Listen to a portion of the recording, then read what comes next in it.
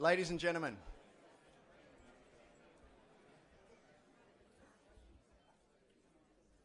before we get started, can I ask you to just double check that your mobile phone's on silent? I ask politely at first, and then when it does ring halfway through someone's talk, I'll then proceed to embarrass you. And also, if you are media shy or aesthetically challenged, please make sure you're in the dedicated seats. I think it's in the back corner over there near Sam and the team, just to make sure that we don't capture you if you don't want to be captured.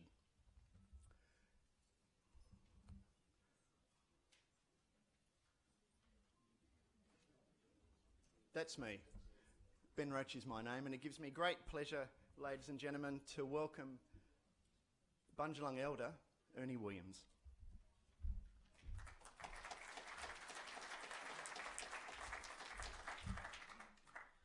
Jingala with the band, Mamang Balagan Gawangan, Jalga Jogan Jagun. I just simply just said is welcome you all here today, how you all doing, and welcome to the heart of my people, Ngai Jagun, this country. Hope you have a great day today, and let's see the sky is nice and blue for everyone, nice and clear. So we'll have a great time for you. I hope everything works out for you, and I just sing a song for you, just to bless the rest of the day and the rest of your time here, and hope that everything works out. Malarepa malara yoga berima malarepa malara yoga berima yo manare kalka yogumbe kata yo manare kalka yogumbe kata yora yora yo ngamele ngoro yora yora yo ngamele marara yora yora yo ngamele ngoro yora yora yo ngamele malara Malarepa malara yoga berima yo malarepa malara yoga berima yo manare kalka yoga bekata yo manare kalka yoga bekata yora yora yo ngamele ngoro yora yora yo ngamele malara yora yora yo ngamele ngoro yora yora yo ngamele malara Thank you.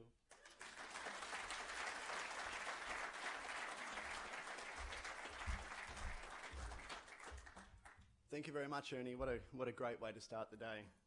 And fantastic too to think here we are under blue skies, and what a very appropriate thing for the start of this journey we have ahead of us in terms of the Farm Cooperatives and Collaboration Pilot Program.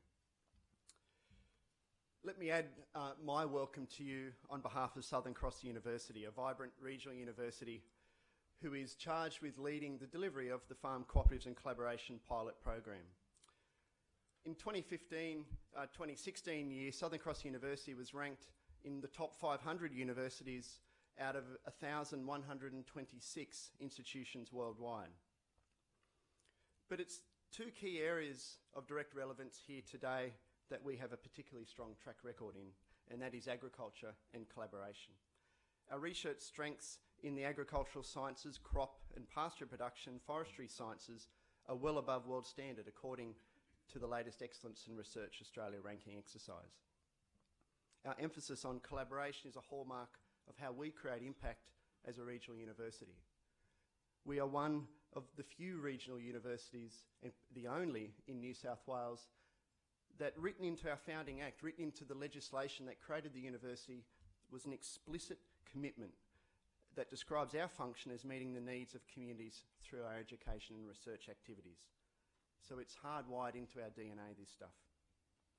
We have a long list of grant-funded programs that demonstrate this commitment and our track record in partnering with government, industry and communities. Our track record in agriculture has been recognised nationally and internationally at the highest levels. As you know, salinity is a major issue facing Australian agricultural production. We're researching mechanisms that plants employ to resist and tolerate salinity through the ice plant. It's a relative of the sugar beet. The ice plant is a highly tolerant plant species from South Africa, which is naturalised in many countries, including Australia.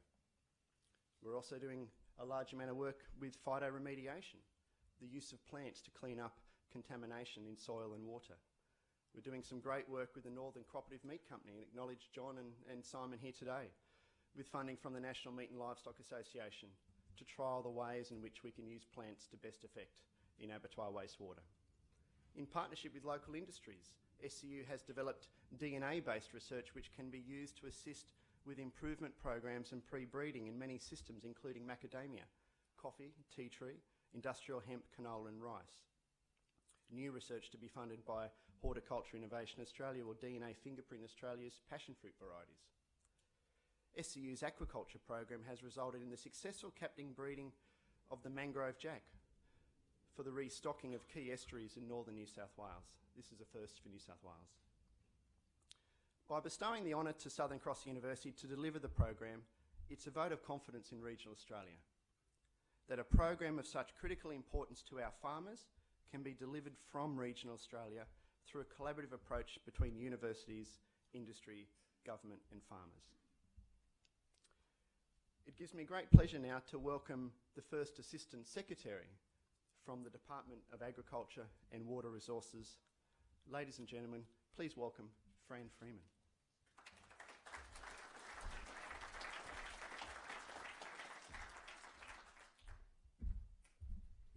Good morning, everyone, and it's a real pleasure to be here on behalf of the Department of Agriculture and Water Resources. It's a great day. I think there was a lot of conversations and consultation that went on for the agricultural white paper when it was being done last year.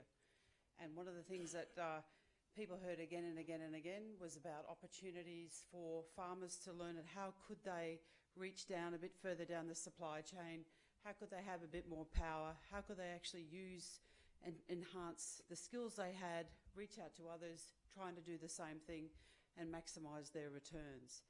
I think this pilot program is really the culmination of the voices that were heard through that process. We're delighted to be here with Southern Cross University with this pilot program. We've got a lot of people in the room here with a lot of examples who've made cooperatives and collaboration work for them. So there's opportunities to learn from them both today and beyond in terms of the program itself. Great that you're here.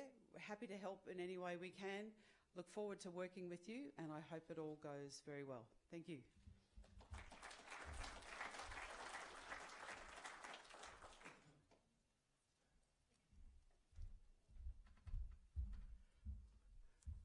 So as your MC, I've broken the cardinal rule already, and that is I've changed the sequence and the structure of the presentations already. So please feel free to call me on that every time I do it. I need to let you know some basic housekeeping details. Bathrooms are out that way. If there's an evacuation, don't follow Simon's style, whatever you do. Just follow the guests over the PA, and I should add instructions over the PA. It's a non-smoking venue. All the venues are non-smoking, just in case you've been living somewhere else for the last decade. And we are live streaming today. So the group of very nervous-looking people down in the back corner are trying to pull off the impossible. And I believe it's happening very well. We're live streaming across the World Wide Web. And it's wonderful to welcome you all here as well from the stream. It's wonderful that not only do we have over 200 here in Kingscliff, but we've also got a huge amount of people online. So welcome to you also online. Today is really about three things, and this gives you an overview of the sequence of the morning, but I just want to talk a little bit about what's ahead of us today. And I'm quite a simple brain, so I like to think of things in threes, and I think it's really about conversation, connection, and community. Today is really about growing a conversation ag about the power of collaboration. It's about the benefits, the considerations, and the opportunities associated with farming together. Secondly, it's about connection. It's about connecting with those who share similar interests, those who have significant expertise and experience, and importantly, to better understand how you can connect and leverage the program to support your own collaborative business venture. And the third C is community.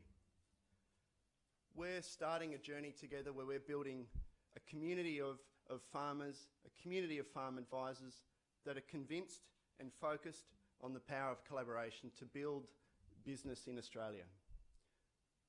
It's the start of a big journey ahead of us now, but it's a journey that many of you have been on for a long time. So if we do our job right, we'll shine a light on your stories. We'll help you to connect to others who will benefit from your stories. But importantly, we'll celebrate the fact that here we all are with shared beliefs, shared passions and shared endeavours around the role of collaboration in Australian agriculture.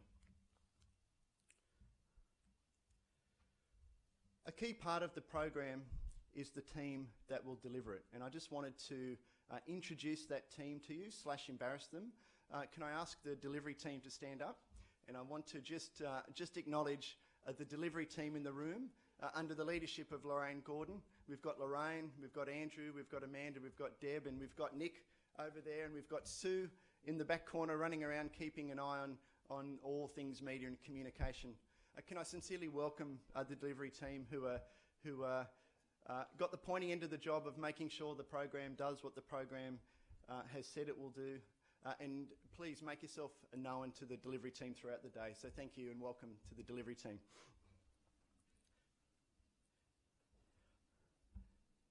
It now gives me great pleasure to give you a sneak peek. I think we're going to go a sneak peek of our forum website. So like all launches of programs, we need to do something risky. And so the risky thing we're going to do is we're going to flip right now to our live website. And so this is our chance of saying, smash the bottle of champagne over the website. Here it is. And let me just talk you through the website. The website is going to be the anchor point for the program, and it's going to be one of the ways in which you engage in the program.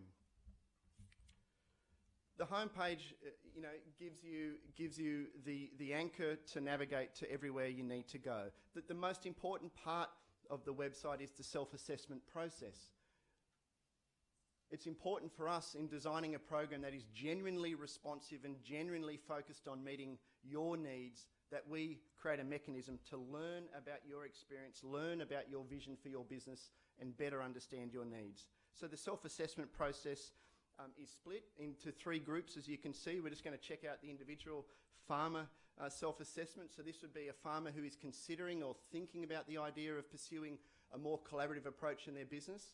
And we'll sequence you through a bunch of basic questions. Obviously, the key one is, are you eligible for the program? And then after that, really, we move through those questions and we start to better understand where you sit in terms of the industry and, importantly, where you want to go with your business.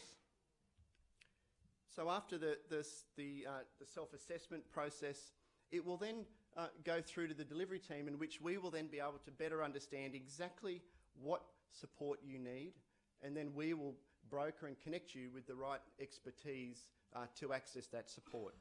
I'm not going to give too much more away because we'll hear from Lorraine Gordon in detail after. I'm ruining your whole thunder, aren't I? That's right, absolutely. This is the joys of being in the lectern. I get to make these decisions as we go. So, and our news section gives you a profile. Oh, that's a terrible photo. The news section gives you a profile of all the stories coming out of the program, and importantly, some of the stories associated with our industry advisory group. We have an industry advisory group to guide the program. The industry advisory group is made up of thought leaders and leaders in agriculture from across Australia, and they will be absolutely integral to keeping the program true to its original vision. Almost 2 years ago, we started to think big, and hence my comment about the blue sky. And we started to think big around, do you imagine if a program was generally driven by farmers, was pro-farmer, and actually had a governance mechanism that was full of farmers? And so this is our way of maintaining integrity in the program. The final and probably the most important part of the website is our get in touch section. This is your way to make sure that you're on our radar. Many of you already are, but please just make sure that you jump on there, get in touch. That will join you to our newsletter.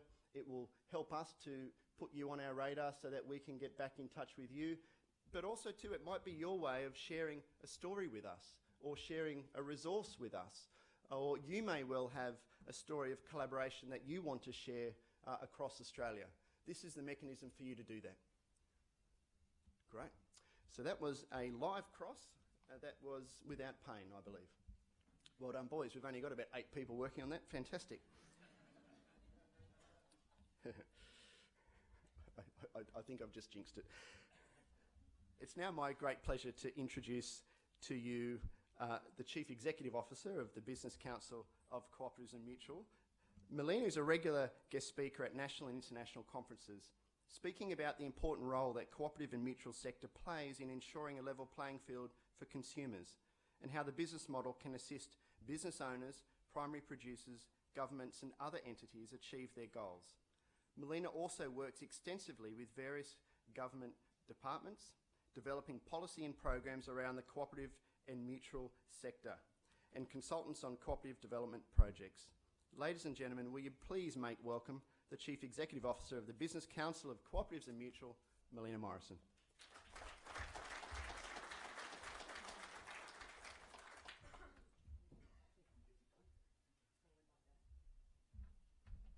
Can't use technology either. Thank you very much, Ben. Greetings, everyone. Thank you so much, Ben, Lorraine, the department, for giving me the opportunity to talk about my favourite subjects. I am a dedicated cooperative nerd, and it's just such a huge pleasure to be here at this really unprecedented launch of a program to reinvigorate the education and information that's available for cooperatives and collaborative innovative business models. I also think in threes, Ben, so maybe we went to the same workshop, not sure. And I just wanted to say to you, Fran, from the department, that it was so fantastic to hear at the media launch and just now that the feedback that you heard from the consultation process around the Ag White Paper was the same consultation that we made into the Green and White Paper, that what was really needed was more education, information, training and resources on cooperative business models so that farmers could do that reaching up and down the supply chain. So it feels like magic that we started that 2 years ago asking for that, and then a Senate inquiry last year found that there was a systemic disadvantage in education and information resources and in the professional advisors that are going to be so important to this program actually knowing about cooperative business models. If you're a lawyer or an accountant in Australia, you do not necessarily, and probably don't, study 1 hour of cooperative or mutual business models as part of your training. And that leads to an intergenerational effect, a chain of effects. That means that farmers cannot get access to this viable, credible, successful business model. So no pressure on the project team. You're going to solve that in an 18-month window. So I've just got 3 things to share today. And the first is, and thank you for asking me to talk about the Australian cooperative landscape, and I might see if I can actually work this clicker. In order to look at what we've got now and look forward, we have to look back. So that's the first thing to say. And cooperatives have been part of the Australian agricultural landscape since the beginning, and they continue to play a role in maintaining the economic vitality of regional communities. Some of the descendants of those cooperatives, so this is where we're at today, guys, and I'll get to those figures in a minute, are in this room. And I just want to pay homage to Macleay Regional Cooperative. Richard, are you here today? Well, that mid-north coast, New South Wales, cooperative founded in 1895 as a 1905 as a dairy cooperative, is still with us as a major retailer in the town of Kempsey, and that's success right there. Norco, founded in 1895, now selling fresh milk to China, and let's remember that that's the first Australian processor to do so, with 100% of that surplus profits going back to those 326 members of the cooperative on 220 farms, 750 employees. This is a scalable business model to make their lives and businesses more secure and profitable. And Northern Cooperative Meat Company, another great local cooperative, 1933 founded, recognised as an industry leader in red meat processing and providing a vital payroll to the township of Casino. The second thing I'd like to talk about is the bird that we have in hand. And I just mentioned before that this magnificent opportunity, and I'd like to thank the federal government for its vision. It's an unprecedented package of support. And Southern Cross University, thank you for your stewardship of this program. It's so vital to the renaissance of cooperatives, and you're doing a great job, as we can see with the forum already, and we really look forward to working with you as an industry sector. And then there's the Senate inquiry that I spoke about, and there's at least 17 recommendations, because that was a bipartisan support, so we have all of the major political parties agreeing that 17 at least legislative and regulatory fixes can be underpin the enablement of cooperative business models, and importantly, education is central to what those fixes need to be. And one of those recommendations actually says that the federal government should work with universities and tertiary institutions to have cooperatives on their program in their academic courses. And the third thing I'd like to touch on is what does the future look like? You can't make people cooperate, but farming communities always have. I don't think we're here to tell you, producers in the room, how to cooperate and collaborate. We're here to learn from you, because you've been doing this since the beginning. But I do believe that we can make it easier for you to set up and run your collaborative enterprises. And that's really the crux of it. There's a lot of practical support at the basis of this that can underpin your urge and your already existing cooperative and collaborative relationships with each other. Greg Patmore, Professor Greg Patmore, who is one of Australia's leading cooperative historians, who's not here unfortunately, he's from the University of Sydney. He wrote the foreword in 2012. We produced a book of 50 great Australian cooperative stories, and I have copies of that book if anyone would like them, that talked about how the beginnings of our cooperative sector in Australia were just up the road in Brisbane. So what he said was that the first registered Rochdale cooperative was in 1859, before the separation of Queensland and New South Wales, in Brisbane. And cooperatives have had this presence in the Australian economic and social landscape since the 1850s in a variety of forms, including agricultural cooperatives.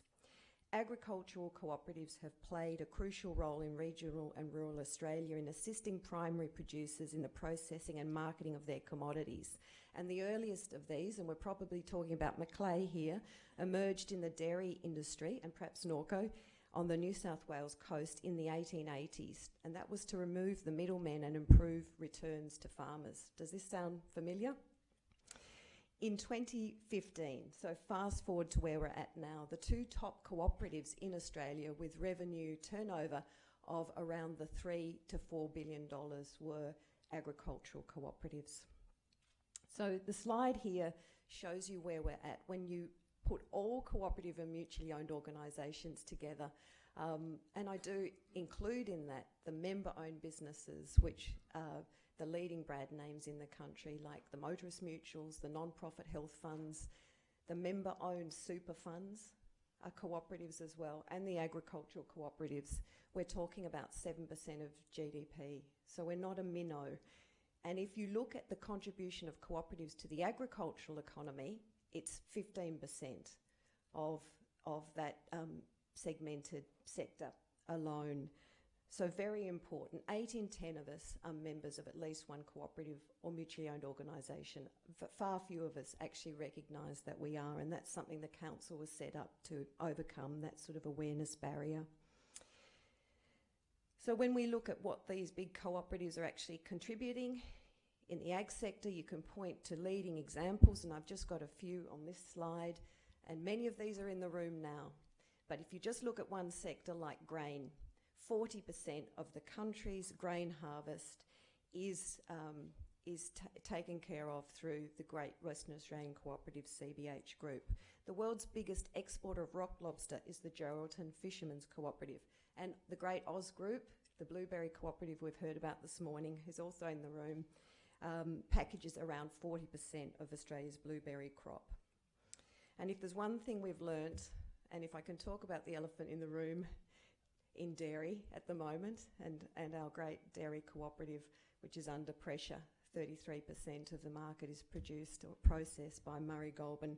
We know that global commodities are volatile and we need to stick together. We need to collaborate to ride out the bad times. So what the white paper said, and just in finishing now, is that the benefit of a cooperative structure is that it offers family farmers the ability to retain their property ownership, but delivers them the scale to better influence what happens beyond the farm gate and diversify their income. Farmer-owned cooperatives can also add competition in the marketplace if they add to the number of participants and allow farmers to engage in additional parts of the value chain where profitable to do so. So this brings us back to the practical implications of a program like this, which is about competing globally as well as nationally and reaching further up and down the value supply chain to get more return to the farm gate. The cooperative business model isn't just a legal structure, it's a dynamic, evolving social business model. And I think it's really important, just in closing now, to remember that we derive economic benefits, but the whole of community benefit is the flow-on effects of locally owned businesses investing back into their local economies. With only local owners, there's less leakage of value out of your local economies, and the knock-on effects that's created by the added value of cooperatives, the multiplier effect, if you like, is local jobs, local procurement, and businesses with a vested interest in staying put when economic ill winds blow. Cooperatives don't offshore jobs. It's in the interest of the members to tighten their belts and dig in when times are tough. And that's because the boardroom is in town. And that really does make a difference. So the decision making is local. I guess that's why, and there is a bit of talk about demutualisation, another wave of demutualisation at the moment. And it's a tragedy for us in the cooperative sector, but I think it's also a tragedy for local economies more generally when cooperatives demutualise. It's the loss of intergenerational business and the loss of social capital, as well as the liquidation of the economic capital that contributes to that loss to community. Because in the end, aren't we all looking for the same things? Do we want jobs for our kids, money in our regions, and investment back onto our farms? So in closing now, I'm really, again, greatly thankful to the federal government and to SCU for this program, and really look forward to the collaboration over the next couple of years. And Jack, last time you were in Australia, you spoke down the road at Port Macquarie at the conference for the International Year of Cooperatives. We certainly didn't have a program like this, and we didn't have a business council or an apex body for cooperatives, so hopefully we've done good on a couple of counts, and I greatly look forward to the day. Thank you.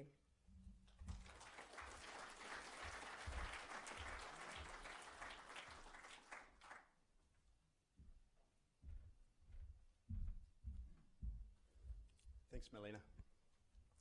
Not too many people refer to themselves as a cooperative nerd, but I think it's apt. Yep.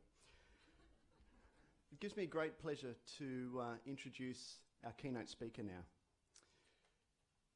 Jack has served as president of the provincial, national and international federations of agriculture, representing farmers at the UN, World Bank, FAO and the World Economic Forum in Davos. The Canadian experience included participation on various committees, food safety, crop insurance and numerous farm income support program. Jack chairs a regional food, gas and agriculture co-op. He's a director of the Cooperators, a multi-line insurance co-op, and recently stepped down as chair of Cooperatives and Mutuals Canada, but remains a director on the board. Jack and his wife Julie farm in Northern Ontario, and I was thrilled that Jack got off his combine harvester, hopped on a plane and came over. So ladies and gentlemen, please welcome Jack Wilkinson.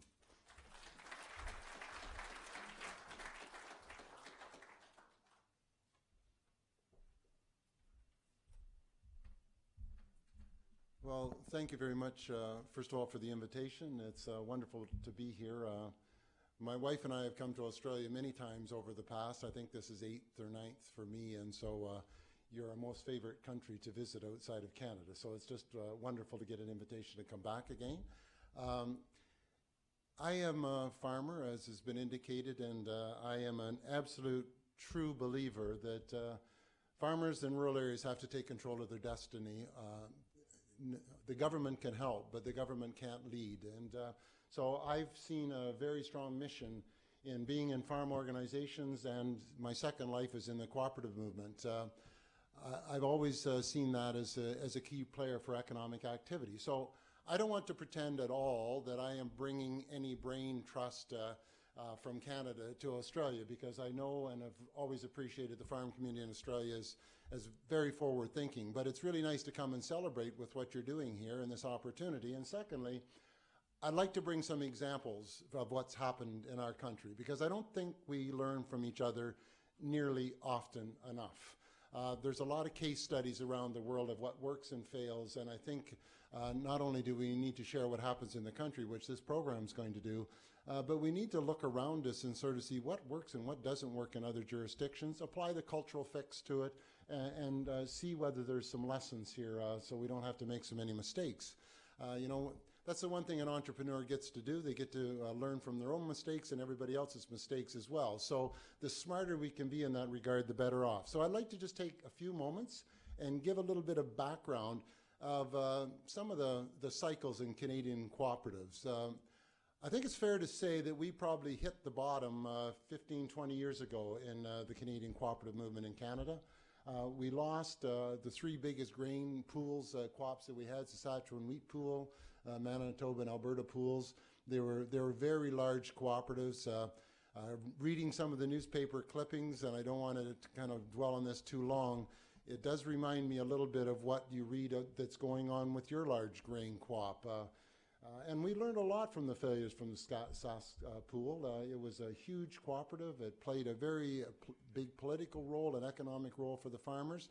And it made a couple of fatal errors, in my view, and I was very involved in the farm activities of that time period. One, it never paid out any of its retained earnings. It paid all its patronage to its members, and on retirement, you were able to draw that money back out of the co-op. And because it started in the agriculture community and had huge membership, and obviously over a 45, 50-year time period, there was just a massive amount of retained earnings. And it was a very aggressive co-op. It was growing around the world. It was making inroads into the Ukraine and the United States. The pools were fighting over their own territory in the prairies, so Saskatchewan Wheat Pool saw it necessary to build an elevator in Alberta, and Alberta saw it necessary to build an elevator in Saskatchewan, and they had a split board for probably 10 years. Every vote was a sort of a one-vote decision, so senior management won just about every argument in that discussion. And so the idea was, so that we can keep growing aggressively and pay off these farmers who are starting to retire, we'll go to the Toronto Stock Exchange and have a $300 million IPO, and that'll just solve the problem right there. We'll get a bunch of cash, and we'll just keep moving. And of course, we'll still stay in control. We're the farmers on the board of directors, so what possibly could go bad with that? Well, I mean, you can kind of, I see some smiles in the face. You can imagine what went bad with that. And the people who bought the $300 million worth of shares thought they'd like to sit on the board as well. And so it just started unraveling, and it didn't take very long. It's been sold to 3 different companies. It now is owned by Gencor. Gencor went under financial protection not too many months ago. Canadian, actually, we're starting to buy this co-op back because the Canadian Pension Plan just spent $155 million to buy part of Saskatchewan Wheat Pool, 4th iteration out back. So as taxpayers, we got to pick up the failure of Gencor. Not Sask Pool's failure, but Gencor's failure. So we learned a lot from that. And one, even in the co-op that I'm on, as a lowly, less than $100 million a year co-op, we changed our governance immediately after that. So now all our retained earnings or patronage is paid out in shares, but 15 years after they're paid out, we either buy them back from you or we ask you to turn them into dividends or whatever, so that the board is really now in control of knowing what is its contingent liability in the future. And so, you know, a number of us changed our ways. But other things happened as well. There was a sense that the co-op model was a tired model. The co-op model was a lazy model. The co-op model couldn't be as innovative and nimble as the private business sector. And why would any young entrepreneur ever think of a co-op as their business spot? And we even had some co-ops who changed or were thinking of changing their name. Just take that co-op right out of the name and things will definitely be better in the future. And so we kind of bounced off the floor of people being ashamed of their co-op, thinking it wasn't the place for young people, it wasn't the place for anything interesting to happen, to a slow change. And there were many, many bits and pieces of that change. We had some very successful co-ops in Canada. Desjardins, for example. I know Monique Leroux, who's the president of the International Cooperative Alliance, was in your country not that long ago. I had the opportunity to see her video clip talking about Desjardins, a $230 billion credit union in Quebec that is expanding across the country, very aggressive in their approach. Quebecers, there is a cultural difference in Canada, and the Francophones and Quebecers love their co-ops and credit unions. It's a trust to them, and they are aggressive business people. You know, when you put people down for long enough, when they wake up and decide that they're going to be seen and recognized, which they are in Canada, you know, they just kind of have exploded. So some of the co-ops in Quebec have been incredibly aggressive, and they've done it in a way that really engages their membership. And I want to give you just like real quick some case models of. Agripour is now the 20th largest dairy co-op in the world. It's around $9 billion worth of business a year. It's in Canada and the United States, mainly in Quebec. But it has designed its business and governance in such a way that it's got its company business here, and it's also got an entire engagement kind of division as part of its structure. So it's recruiting young directors. It's got incredible training programs. It's got giving back to the community things. It just really has a very sophisticated way, which just by design and nature of the co-op, it's not going to lose contact with its member owners.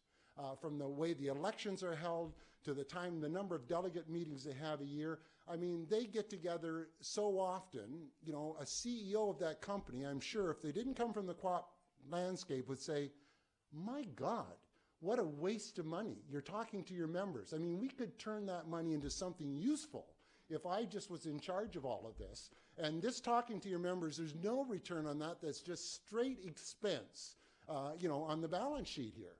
But they're not going to let that happen. They've designed it in such a way it'll never happen. Co-op Fédéré, another big co-op, around $9 billion. Federated Co-op, which is a big retail gasoline input supplier in the prairies, it was the one that was thinking of changing its name 15 years ago. But I think what happened, in my view, was seeing the failure of these big grain co-ops re-energized us. 08 came along, and we all know what happened in 08. The co-ops, credit unions in Canada survived very well. None of our banks failed either because we're regulated like you guys are, but all the media was from the United States. And so the massive impact of that economic meltdown in the United States was just in our news constantly. And the safe spot was the credit union and the co-op for many people. And so I think that give us a positive bump. And then the year of the cooperatives, you know, sometimes I used to, as the president of the International Federation of Agriculture, there was always a UN year of something. I mean, it's by design what they do, and only the UN can do the UN year of whatever as well as they do.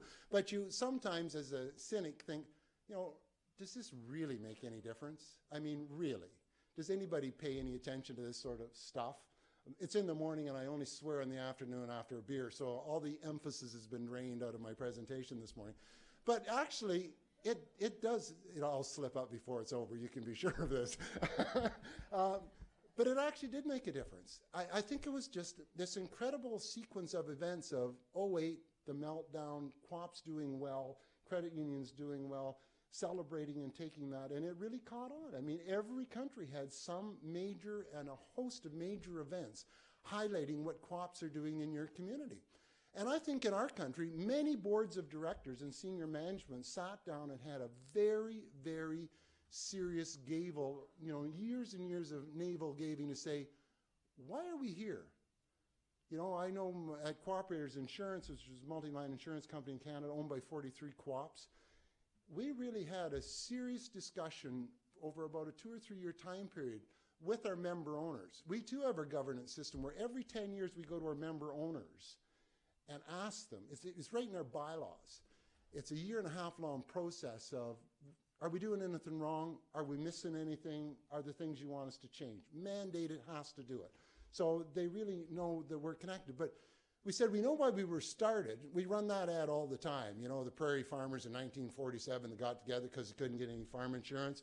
We got that. And then we got the guy in the bicycle on the East Coast riding around from all the little fishing villages. So we know why we started all this stuff. But do we know why we're in business now? And we decided, yeah, we do know. And we're going to make a difference. We're not going to coast anymore, and we're not going to try and compete with Intact and other international insurers. We're going to we debated about would we change from a co-op to kind of a mutual so that our policy owners would own us. We decided, no, that's not going to work. I mean, if you're an owner of a $3 or $4 billion insurance company, chances are you're going to want some cash back, if you know what I mean. So we said, no, changing our structure's off. But we really said what we do well is the way we handle our customer, our member of our member, our policy holder. And we'll define ourselves in the future of we're the insurance company that if you have a need to draw on us, we'll be there to help you out. We're not going to take you to court and hold off in paying you. That's why we're the lowest price insurance company in the world. You're going to pay more to have insurance with us, but you're going to get your payment when it comes. And we've had disaster after disaster in our country over the last few years, which has moved us into the whole environment, climate change very aggressively as a company, where we have shown our response to our policyholders to the point where when something bad happens, as Fort McMurray, which was the largest wildfire apparently in the world that just occurred, around $3 billion worth of losses. We were very pleased to have more than overrepresentation of insurance in that town, so we got to pay a lot more than anybody else out. But we had 70 claims adjusters when that town was opened back up. When people were dialing the 800 number for the other insurance company and getting an answering machine, we moved 70 people into that town to settle claims. And within 3 months, we had 60% of our members were settled with a check in their pocket. And the problem with that is everybody wants to buy Cooperators Insurance now, which you would think would be great. But in some of these small cities, in wildfire areas, you want a lower percentage of the population versus owning the whole town, if you know what I mean, eh? But we've had a number of circumstances like that, which we had a Calgary flood, and you would think, well, it's in the prairies. How the hell could it flood, Well, it did. It's on the edge of the glaciers, melting, snow, rain, whatever. Lost a huge, huge disaster. And we are one of the few countries in the G8 in the world that did not have overland flood insurance. We've never had it. It's never available. Our flood insurance was if the sewer backed up or if a pipe burst, water damage. So as other insurance companies were debating in Calgary, what happened first? Did the sewer back up first or did the water come through the window first? Because if the water came through the window first, sorry, you actually have zero coverage. If it backed up in the sewer, we're good. You'll get your check in the mail eventually. But we decided early on, emergency meeting, we're not going to make a difference. Whatever happened first, irrelevant. The customer thinks they've got water damage, we paid. So we decided if we're going to pay all these things, even if they're not paying premiums for them, maybe we should introduce an overland flood product. So we're the only insurance company in Canada that has this. No matter what the water damage is, we're going to pay. We had tried for years to get governments to stop allowing people to build on floodplains. Well, I mean, you know how difficult that is, right? I mean, what developer doesn't want to be building on a floodplain? Like, who doesn't want to have the spot right at the edge of the river? They never show you this property other than it's a drought year, and so of course you want this spot. Highest taxes, everything. You barely need to even put in sewer pipes. I mean, you can just connect to the river. I mean, it's just a great spot to be. So we couldn't get any municipality or government paying any attention. So we started to do a lot of research, and we started mapping out, flood mapping, the country. We've got the best science on that, better than any government our company has with some country or organizations we've worked with. But when you go and have a conversation, if somebody's got insurance with you, and you sit down and say, it's time for renewal, we have this new product. In fact, it's the only product, if you want water damage, we have. And we'd like to inform you that your house is on a floodplain and your premium for water damage is over $4,000. Well, the silence is the appropriate response. Now, it didn't happen to very many, but that is done more, and we worked with them so that we sorted out the premium. We didn't lose a fraction of our people. They wanted to stay with us. They knew what the coverage was. But that started a conversation with municipalities more than you would believe. The person who's got a premium increase of $4,000 calls up his counselor and asks them, why in the hell did you guys allow me to build in the floodplain? And away it went. So we decided we were going to have good product, innovative products, make some difference in relationship to climate change, and really be a leader. We're only 5% of the market, but by behaving appropriately with your co-op values and making a difference and be bold, you can change the market. And so that's been exciting for us. And so the governance, I think, is absolutely critical. The training of boards is unbelievably important in our view. A board to be able to be an equal to senior management needs to be a well-trained board. And I'm not talking about outside directors. I hate outside directors. To have some other failed CEO from another country sitting on the board and a bunch of corporate lawyers who are all golfed together sitting on the board is the story of yes men kissing each other's you-know-what. I mean, there is no way that that is an independent, thoughtful challenge of senior management to have the CEO pick the board of directors. I do not view that as where I think we should go. But I think the people who hold the values of the co-op movement really do own the mission and the value. You can't expect senior management to do that job for you.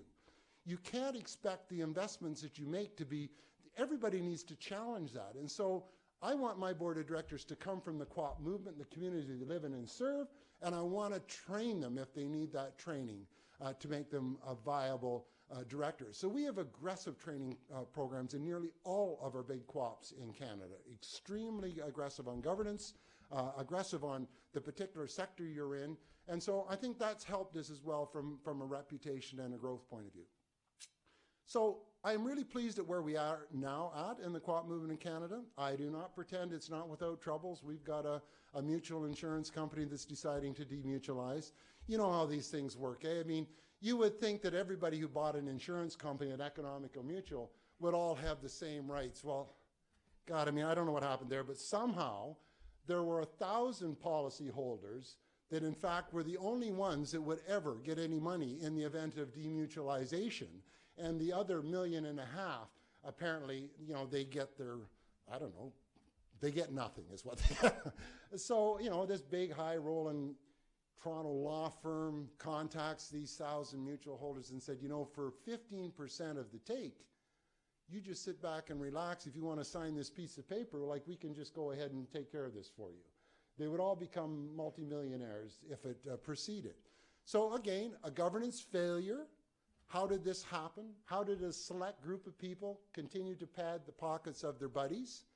But I don't take that as a failure of the co-op system. And every time a co-op fails, the business model apparently is no good.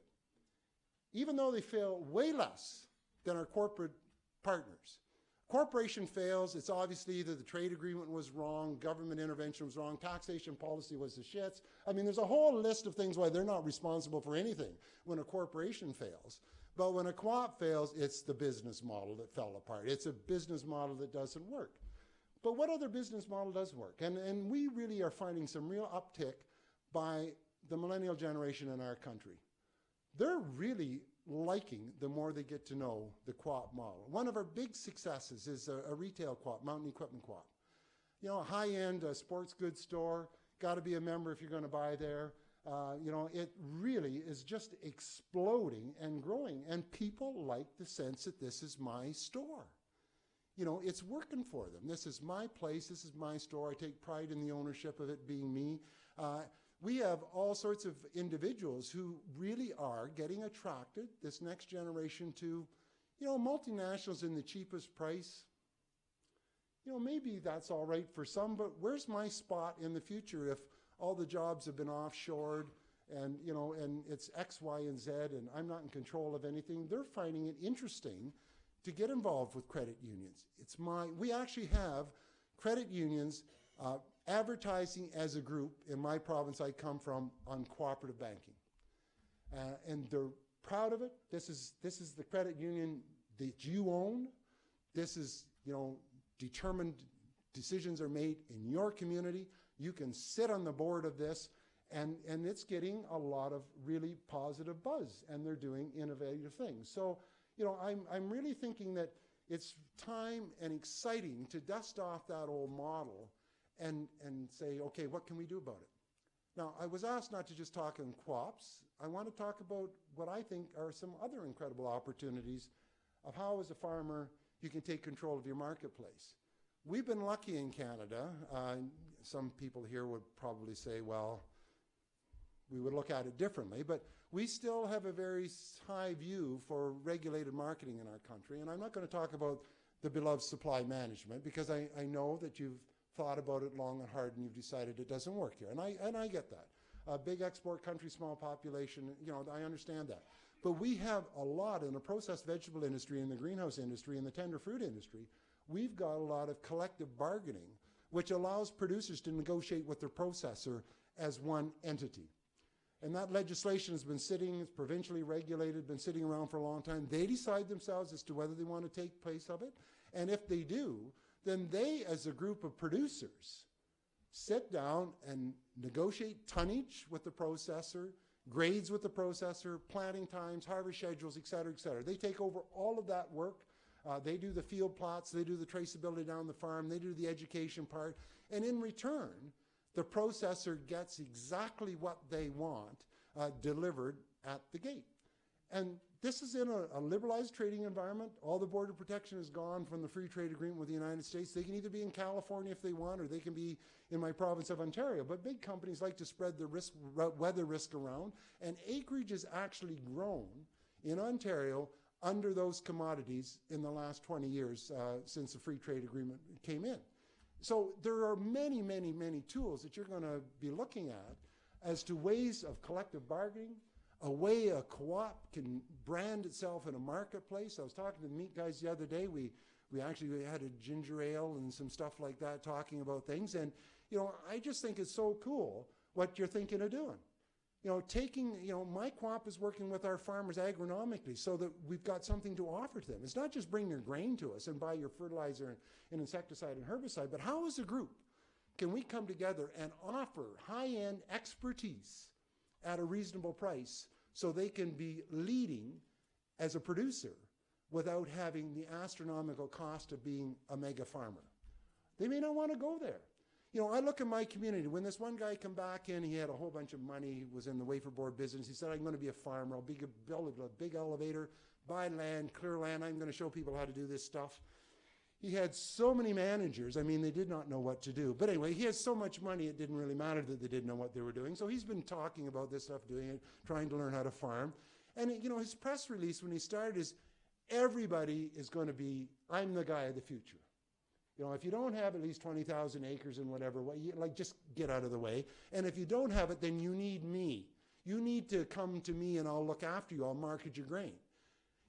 He does. He takes the grain. He forgot to pay a whole bunch of them for a while. But I mean, shit happens, So anyway, we said, no. There's another business model. It's called your co-op. We're already bigger than him. We're right down the road. You come to us, you can have your 500 acres of grain, or 2,000, or 1,500, or 100. We don't care. You can buy your product at the right price as inputs. You can buy your gasoline at the right price. And you can use our marketing and our expertise that we're connected into a bigger system of co-ops in Canada. And you can be bigger than the guy down the road. It's sitting right in front of you.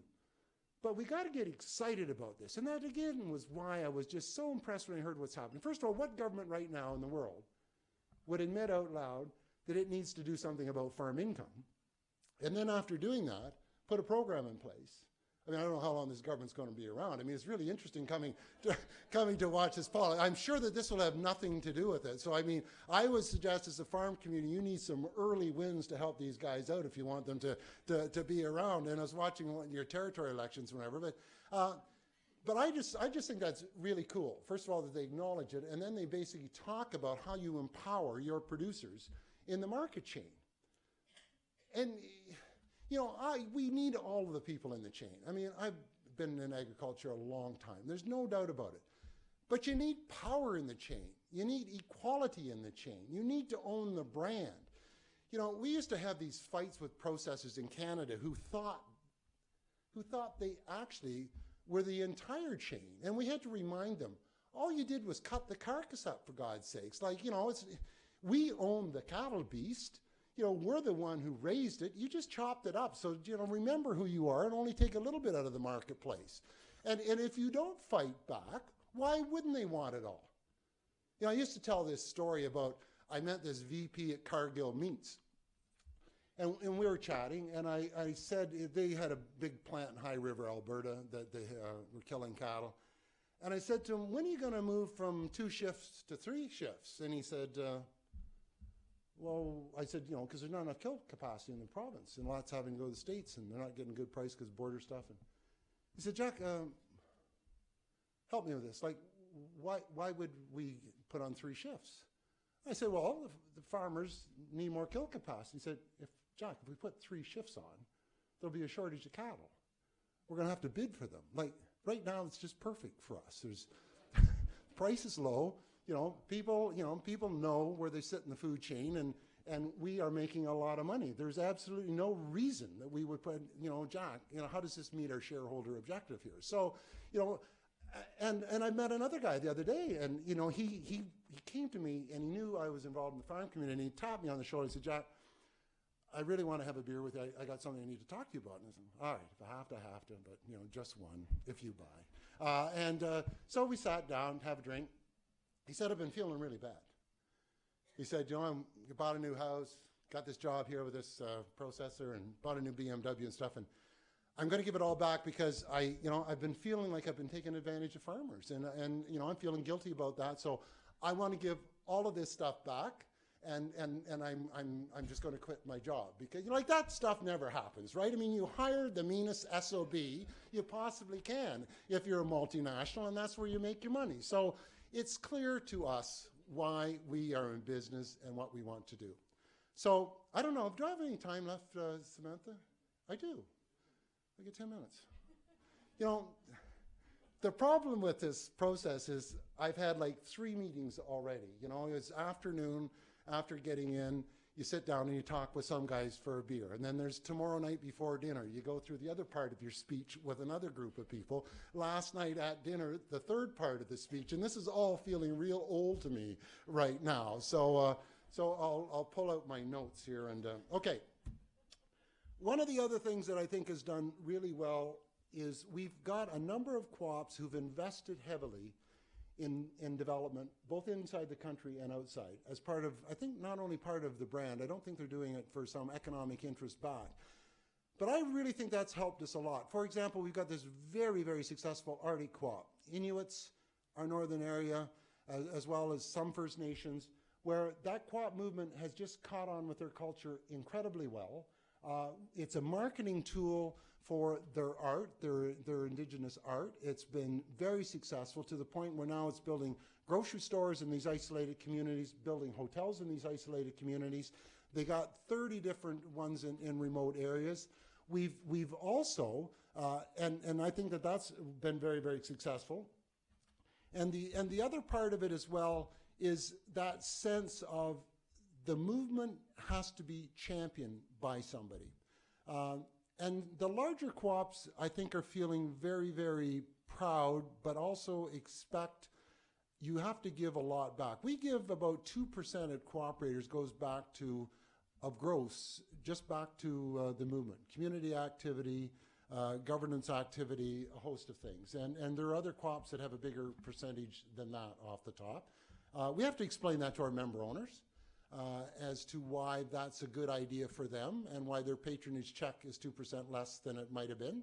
But it helps with those conversations and the commitment to the future. Recently, when I was chair of Cooperatives and Mutuals of Canada, which is a new organization, because we used to have in Canada, we like to have, just try and make it as difficult as you possibly can kind of approach to life. And if we feel if you can succeed in Canada, you can succeed anywhere. So of course we have our French-English discussions across the country. We have our provincial, federal discussions on everything. Everything is joint jurisdiction, of course, because if somebody knew who was responsible, it would just be way too easy to lay the blame and sort that stuff out. So when they put the country together, they really thought this through extremely well. Yeah, so everything is complicated. But there must have been a point I was going to make with this. There must have been. So one of the things we finally decided that it really didn't make any sense to have a French national co-op organization and an English co-op organization. Surely we must have something in common with each other, being co-op organizations. So, it took us about 100 years to work through the details, and we finally put it together. So Cooperatives and Mutuals of Canada is the merged organization, so it's relatively new. And one of the things we thought we should do is find a way to help co-ops in their growth stage finance themselves. So, of course, when you're doing something like this, the first thing is to ask government. Why not? You've been paying taxes for a year. You think you deserve something back, right? So that's a natural instinct to ask government. But we had a particularly right-wing government at the time period who really saw there was great merit in free enterprise, and you really shouldn't ask the government for anything. So they're no longer sitting in the House, but we weren't making any headway with those guys for sure. And so we just decided, why don't we just do it by ourselves? So we started the Cooperative Community Investment Fund. We raised, we said we need $30 million to kind of keep the transaction costs low enough. And then we'll ask the government to top that up whenever they get around to it. But we're not waiting anymore. We'll do it ourselves. So we canvassed the big co-ops. Cooperators put in $10 million actually. We just sometimes get so carried away. We put in 5 at first. It still wasn't quite enough. So, what the hell? Let's have another board meeting and we'll put another 5 in. And it's a revolving fund. We've now got over $30 million. We're operational, got a board of directors. And so the whole objective here is to it's not really going to be startup co-ops, but it's going to be small fledgling co-ops that are in a growth mode and need capital. And so we think that this is going to be a big boom. And we think once actually we start getting some success stories, I believe a lot more money will go in. This is not like giveaway money. This is a revolving fund, business case scenarios all worked out, prove your case, low interest rate and long capital. And it's part selfish from our point of view. Impact investing is a big thing in the co-op community in Canada and the credit union world. And so we view this as part of our social responsibility impact investing. And it's going to go, I think the private sector actually will be starting to put money into this fund as time goes on, because everybody now wants to be able to show their shareholders that they're almost like a co-op. Like we almost do the same things. You can be a member, can't vote, mind you. You can't, we didn't mean that by being a member. It meant you could pay $100 to shop here. That's what we mean by membership. No patronage back, and you don't get a say in the company. And, we still have split shifts for our employees at minimum wage, and no pension plans and no health care plan. But that's what we mean by membership. Now, we're trying to do the other side of that. And I'm excited that we're on the road to making a difference. I believe we have taken the basket off that little candle that we've had on for so long, which was the co-op. We've finally sorted out what we're here and what we're there to do. We've redefined our purpose. It's not that we're the only one in town, so therefore that's why we're here. We've redefined our purpose in today's society, and we're going for it. And we're seeing significant growth. It'll be cautious vote. It won't be risky growth, but it'll be sustained growth, and we're going to make that difference. And I think that sense of pride, that sense of purpose will serve us well in our country. And I'm sure you guys are just going to do it here. I am so excited. I hope you have a wonderful time. The buzz that's going to come out of this is going to be incredible, I think. It won't be the people who get the money necessarily. It'll be just this sense that something's happened in the movement, that we are taking charge more so of our environment. It may be a negotiating group that gets together. It may be a co-op. It may be whatever. But it will be exciting, and the ability to communicate that around the country will, I think, make great things happen. It's only $15 million. That's not a lot of money. So you're going to have to make that stretch, and you're going to have to make great things happen from it. And you obviously will. I mean, a lot of thinking has gone into this already, and you're all well prepared for that. But I think it's going to be a catalyst that's going to just really change the spot. And I want to keep connected, because I know a lot of smart people in Australia, and I'm going to take all your successes back home to Canada, and we're going to lobby our semi-socialist government that we have now. Take care. Thanks for having me.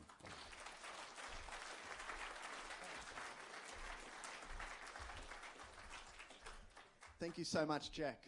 We've got about 15 minutes for questions. So I want to give you the chance to pick Jack's brains.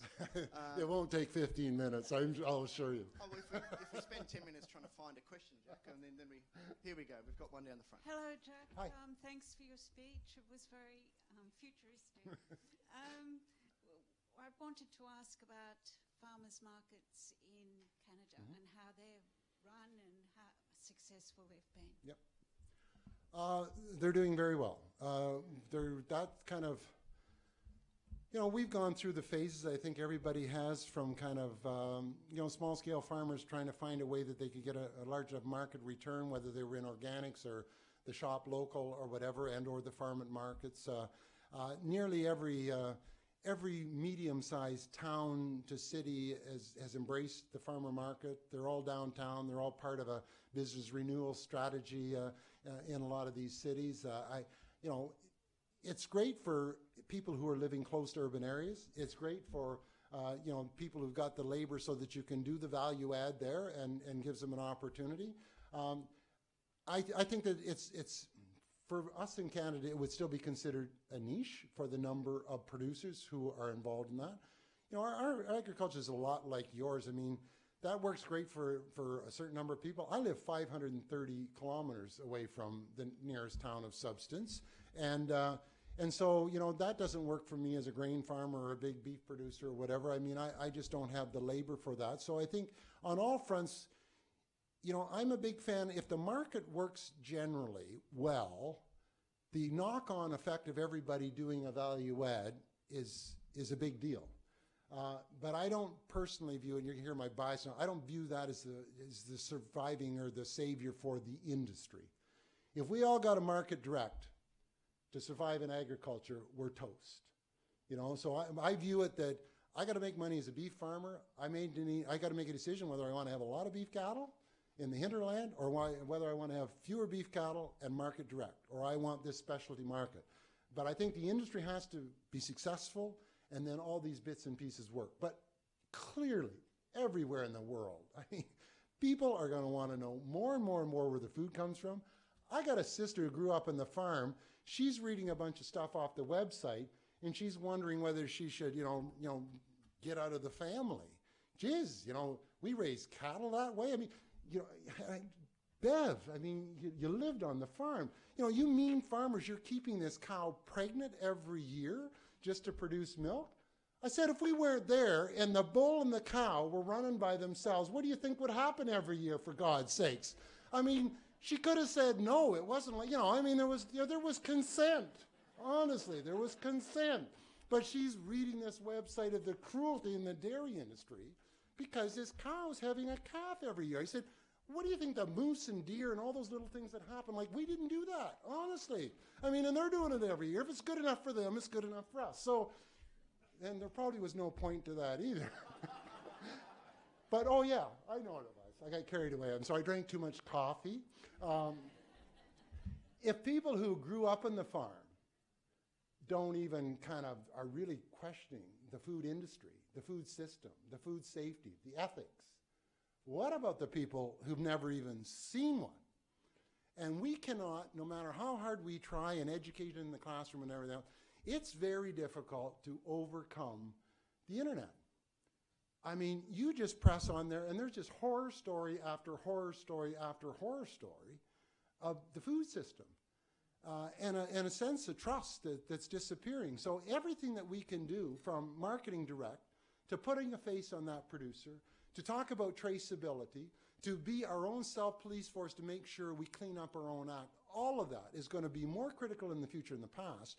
And that all fits to small-scale group think co-ops. I mean, that our model's coming back. I mean, equipment is so expensive, we're either going to have to share it around, or we're going to develop a co-op equipment pool, just like the old days. You know, so we've maybe run full circle. I think there's just one place after the other where it makes sense. Back to Melina's point, in our country as well, co-op is not taught in school. We have 2 or 3 business courses now at university on BAs in co-op studies. We constantly have issues in relationship to people who take over businesses in the co-op sector who don't understand co-ops at all. I had the opportunity, our CEO is retiring, Cooperators Insurance, been there for 14 years, to sit on the search committee.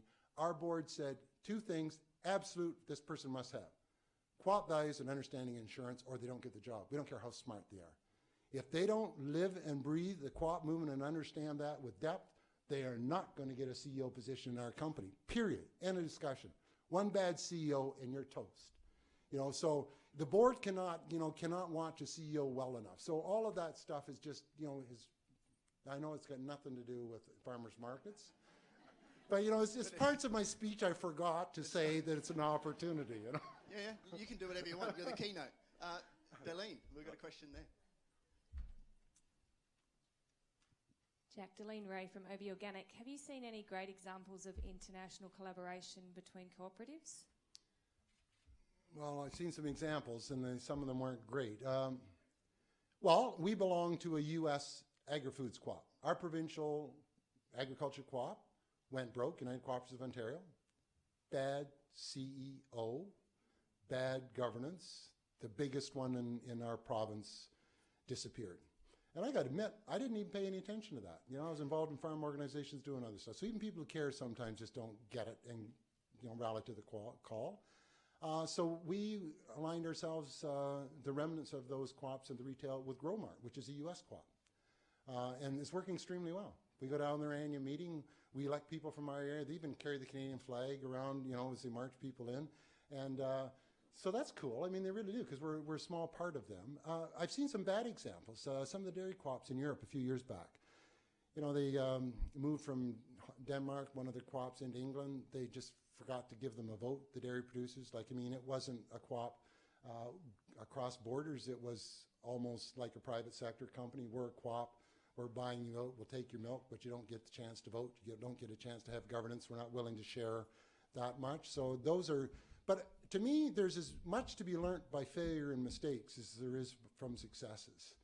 And I don't think we look at that nearly enough. I mean, if you do something with your university and others, you know, having a really, really good package of learnings from some of this stuff is good for all of us. And I think we should work internationally to put governance stuff together as well.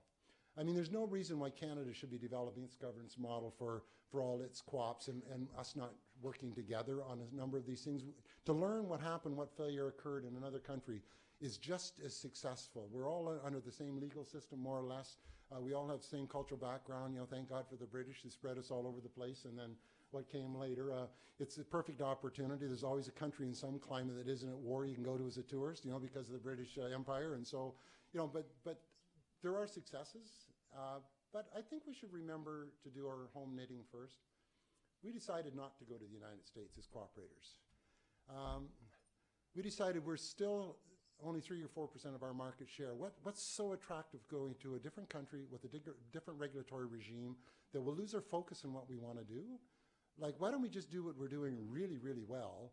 And we're now outgrowing. We're growing twice as fast as the population growth in our country with organic growth of production. But that was a conscious decision. Like, you're maybe in a different situation. You feel you have to export, and who your partner going to be. But I think we got to remember who our members are. How do we return that back to the members as our number one client? And then if that makes sense to go internationally, go for it and collaborate accordingly. We've got some other questions just in the row there. Thanks, Sam. We've got two in the run row, and then we'll go to the one down the back, third, Jerry, final row. Thank you, Jack, very much. You made a comment before about millennials, saying they don't necessarily want to buy from a multinational, and buy cheapest and they want some of that. I mean, I'd be interested in your thoughts around that social responsibility, both millennials as customers, but I suppose millennials as sort of future civic or cooperative type leaders. The model seems to be cool again, the hipsters and that sort of stuff, and I'd be interested in your thoughts. Yeah, I mean, obviously, we're at a big turnover of employees. Cooperators, for example, the company I know best, got 4,500 employees with retirement. I mean, thank God for the meltdown in 2008, because early retirement's the thing of the past now. So, I mean, we get to keep these employees much longer than we ever thought we were going to. I mean, that's always the upside of a financial crash. But we're seeing a lot of people interested in what the brand is. And it wasn't a plan. We've had some beautiful examples of big credit unions on the West Coast in BC who've, Coast Capital and Van City, who just became leaders of social responsibility, and they wore it on their sleeve, and that gets around big time, eh? And a number of us have taken that on very seriously. We don't have to advertise for employees, honest to God. I mean, we've got a stream of people who want to work for our company. Like, who would have thought, when you were playing in the yard at kindergarten, that we'd have people saying, I want to work for Cooperators Insurance when I grow up. But I mean, that's what's happening. We've infiltrated the kindergarten teachers, and we got this plan going that you wouldn't believe. So, so they want ownership. They want a company that's doing something about climate change. They want a company that they feel proud for working. They get a day off, 2 or 3 days paid to do some community activity. All that stuff's got a lot of uptake with them, And I think they like that. They want their country back. They want their economy back. I mean, it's a shitty spot our kids are in. I mean, defined benefit contributions are a thing of the past. Full employment is almost a thing of the past. And housing is going up to 15 to 20% a year, and you're going to work till you die. I mean, it's depressing. No other anxiety is one of their biggest things. I mean, no laughing that, but we're doing stuff in healthcare with anxiety. We're taking the lead on how do you get healthcare costs down, not by restricting benefit, but to have early entry and work with those group health plans to deal with fundamental health costs. If we don't do something in all this great, there won't be a health plan left in 10 years.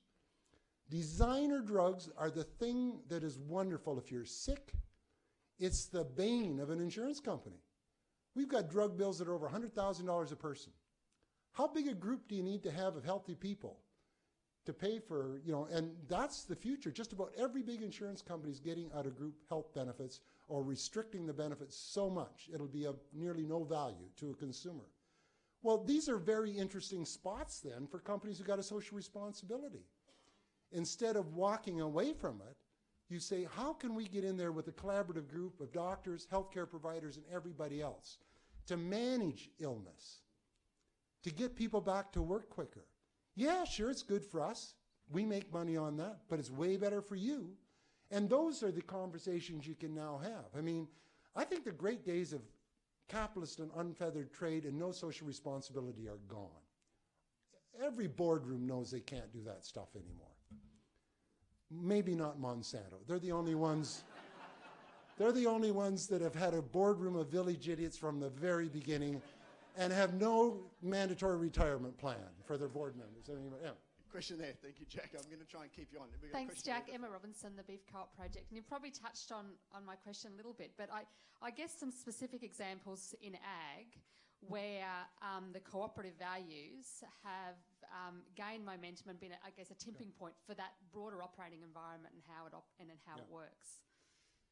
Yes, but in addition to that, the one thing I did, thank you for reminding me of the piece I missed, we've got to find a way that big co-ops are successful. So, agriculture co-ops and other community co-ops have been, I think, can bring real value to their membership. It's pretty identifiable. I mean, if you can supply inputs to your farmer at as good a price as a big multinational, and if you can help them out on the marketing side, and if you can give them expertise in the middle, of course you see value in that proposition. It's easily explainable if you do those things really, really well. The thing that we got to get to do really much better is how can a really mother big co-op stay successful?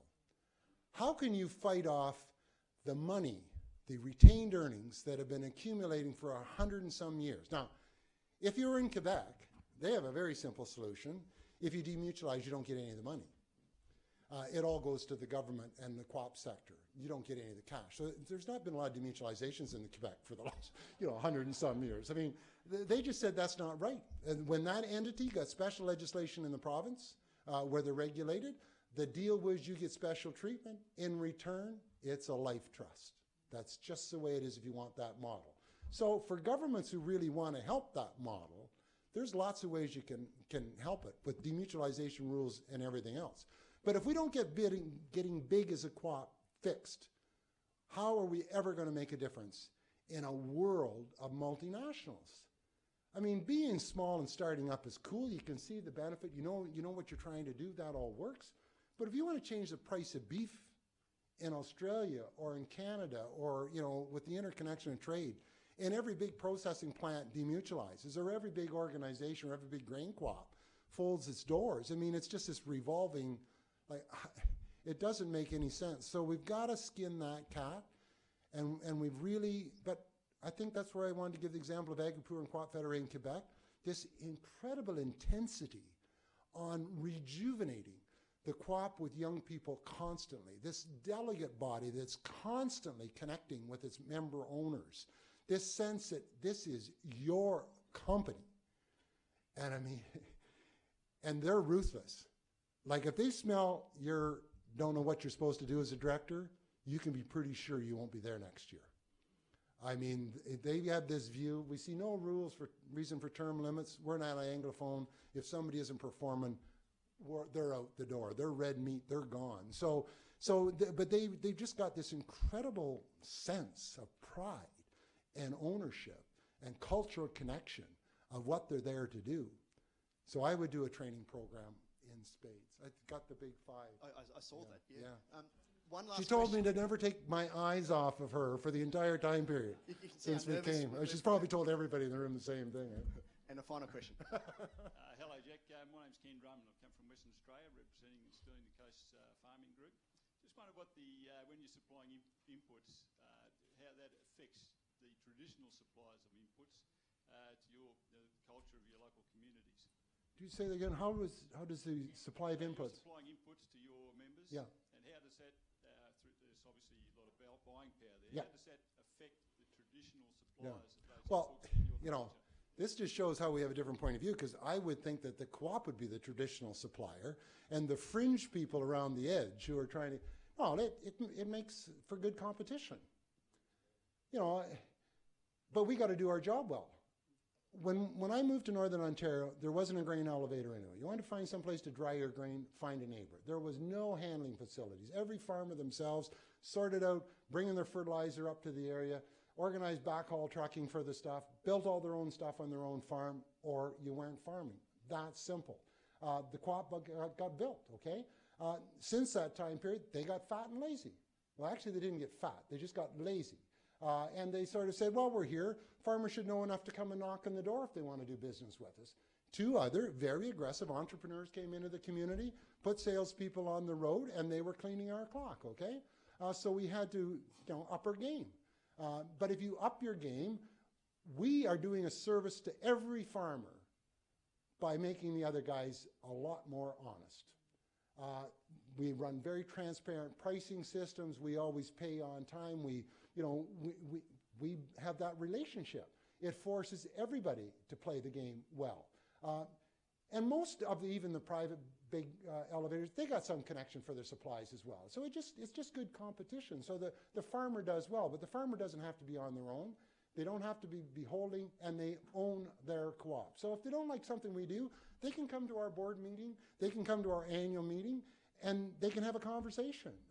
They can talk about our patronage system. They can talk about everything. So that's the part that I like. I think that's the part we don't talk about enough with people, and engage them and really connect them. And this is your thing. If we're not performing well, you don't walk away. You own it.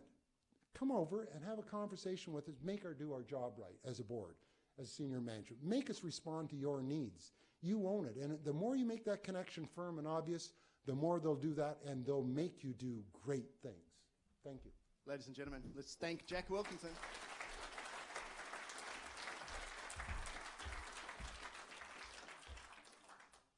Fantastic, Jack. Jack's been incredibly generous with his time, and so he's around all day. There's plenty of chances to say good day to Jack and to buy him a ginger ale. Yep, that's not true, that part. It gives me a great pleasure to now introduce our next guest speaker, Robin Donnelly. Robin's practiced as both a solicitor and a barrister. She's a member of the Legal Models Working Group for Social Enterprise and provides start-up consulting services to individuals seeking to form cooperatives in industries including agriculture, disability and community services, renewables and arts groups. She holds the post of Director and Secretary of the Bathurst Whole Food Cooperative and has recently completed a handbook for community share and investment officers by cooperatives. Ladies and gentlemen, please join me in welcoming Robin Donnelly.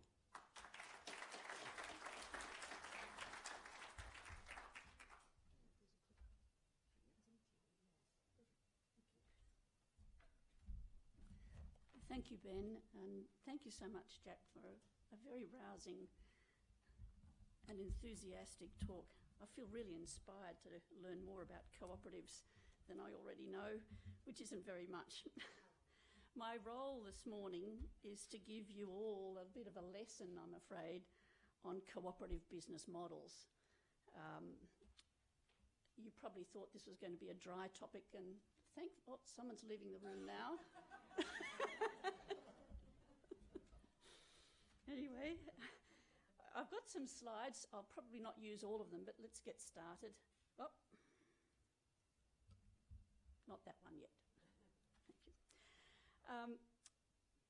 There's always a tension in any conversation that you have about cooperative business models, a tension between, companies are better, co-ops are better, which one should we choose, right? And which one is the best one? Which one's going to be the best one if I want to collaborate with a whole lot of people to do something, to start an enterprise? I'd like to deal with this for a start, right at the very start. It's not a competition between a company or a cooperative is the best model. It's a matter of choice. You choose the model that suits you best. I guess probably what I'm going to do now is tell you what I think is the best model. Jack did, so I reckon I can too. But over the last 2 or so years, I've had to talk to a lot of people about cooperatives, and let me tell you, using the model of 3, the most frequent comments I get from people. They're old-fashioned and they're past their time. And I remember the first time I had to give a talk at a cooperatives conference, all of these folk turned up. They were really old. And I was thinking, oh, how do I talk to these people? Anyway, but a lot of people say, oh no, they're old-fashioned, they're past their time. They also tell you that they're too complicated, really complicated. And the other thing that they tell you more recently is that they're no good for big enterprises, they fail. And now they tell you, and look at Murray Goulburn, what's happening there, So let's have a look at those just really quickly. Are they really old-fashioned? Well, joint stock companies began in the 1840s. They're the company, right? The first cooperative started in 1844, so that puts them around about the same age, okay? Are they old-fashioned? I don't think so. We're now seeing a resurgence on it. Or, at each different era of economic development, different government policy, we see changes in the way co-ops are viewed within a particular economy. The second thing, are they too complicated? I always try and tell people that a cooperative and a company are very similar in many ways because they're basically a legal vehicle for conducting an enterprise. They have the same basic characteristics. They all have limited liability. They can issue shares.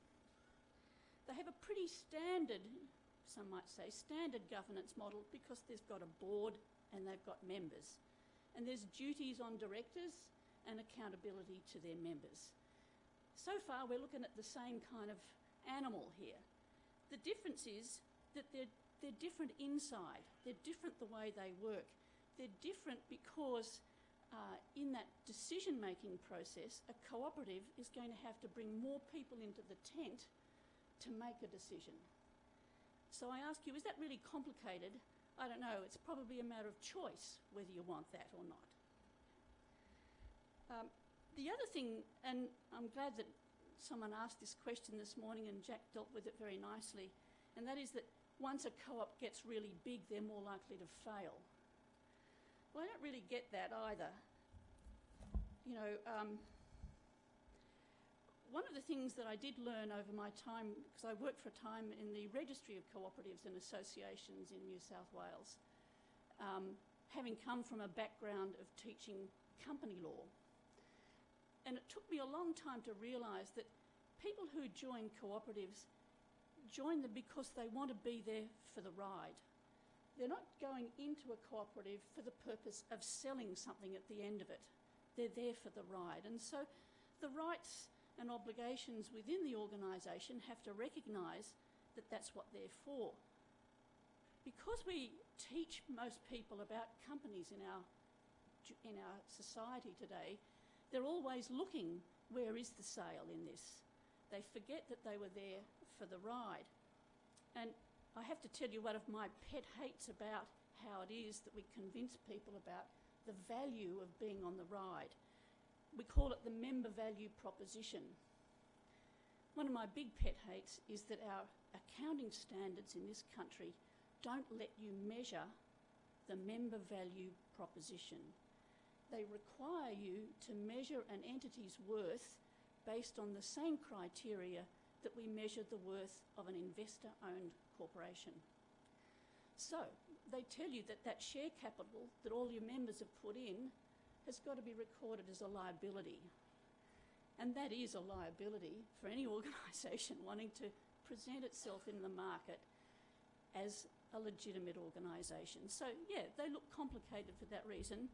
But I guess one of the other things I used to tell my students, they didn't believe me, and that is that part of learning about these things is that it puts you in a position where you can make change. The more you know about it, the more you can say to the people who make the laws, who make the regulations, who administer the laws, that it's time for a change on this.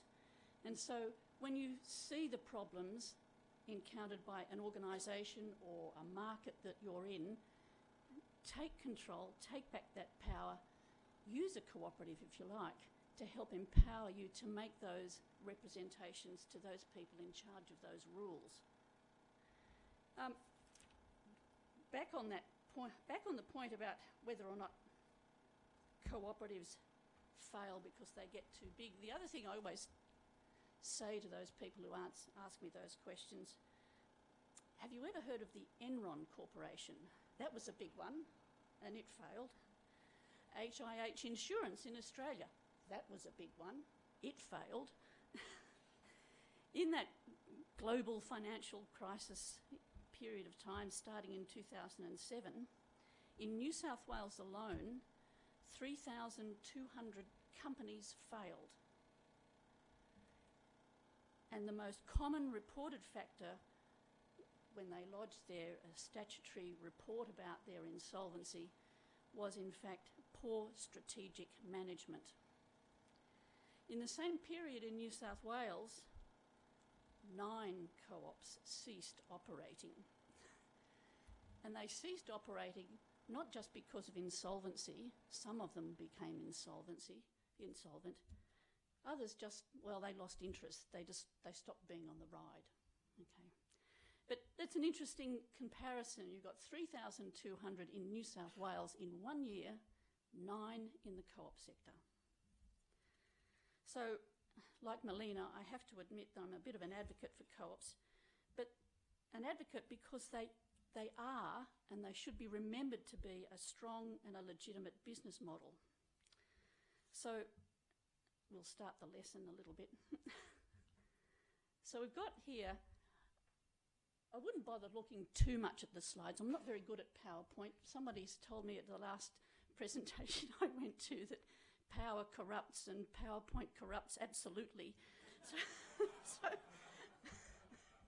anyway, but I thought it's useful because it introduces part of this little story I'm going to tell you, that there are informal and formal ways of collaborating. We can all imagine localised arrangements to share costs or to share an asset. Might be a verbal agreement, might be a little partnership of some kind. But once the sharing arrangement starts to get bigger, involve more costs, we're a little bit wary about the lack of formality, and we start to recognise that there's an element of risk.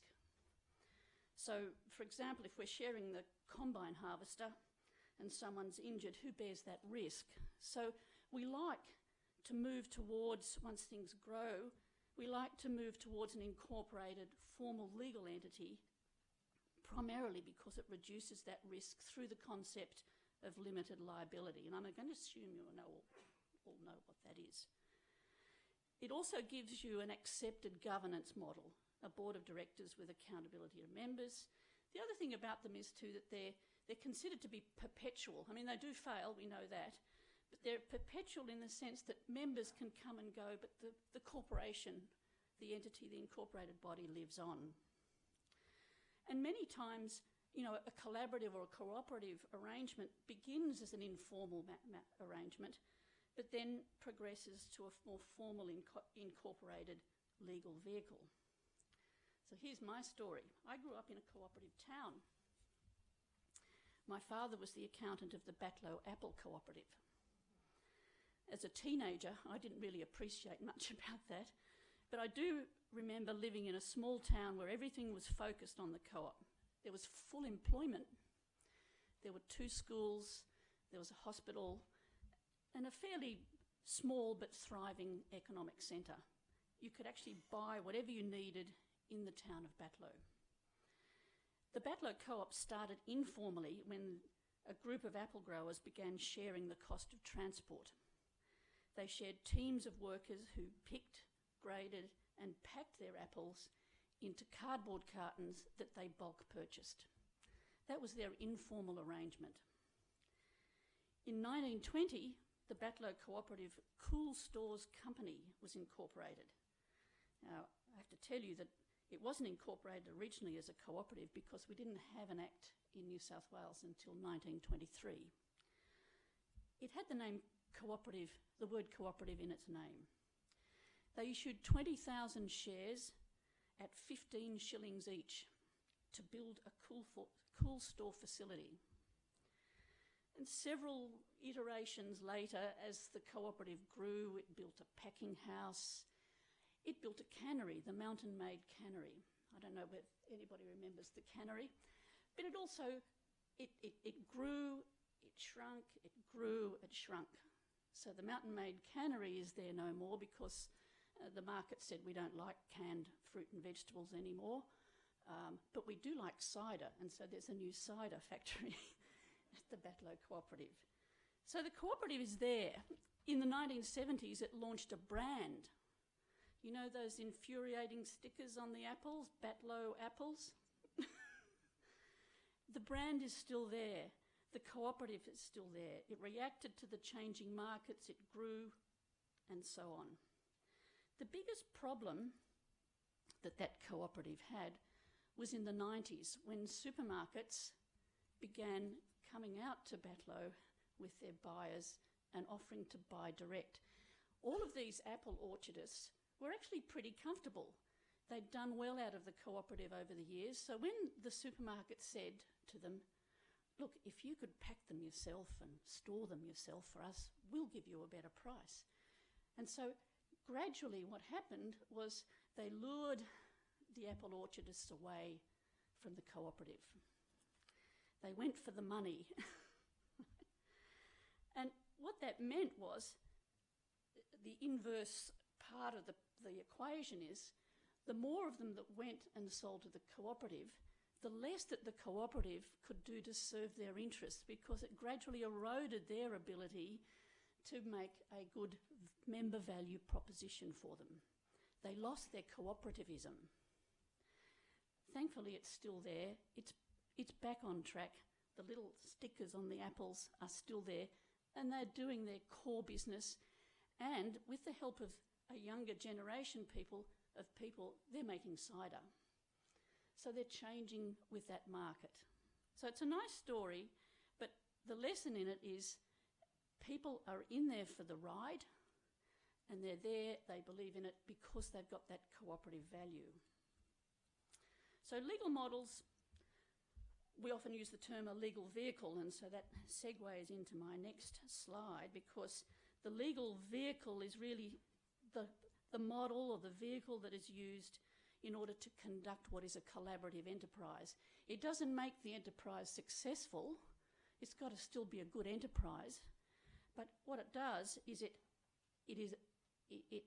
provides, if you like, a vehicle for it to be in the market. So this was meant to come up one picture at a time, but we'll go through quickly. The picture of that little car, that's what I call the company. Okay, it's the modern company. It's really easy to form, or you can buy one off the shelf.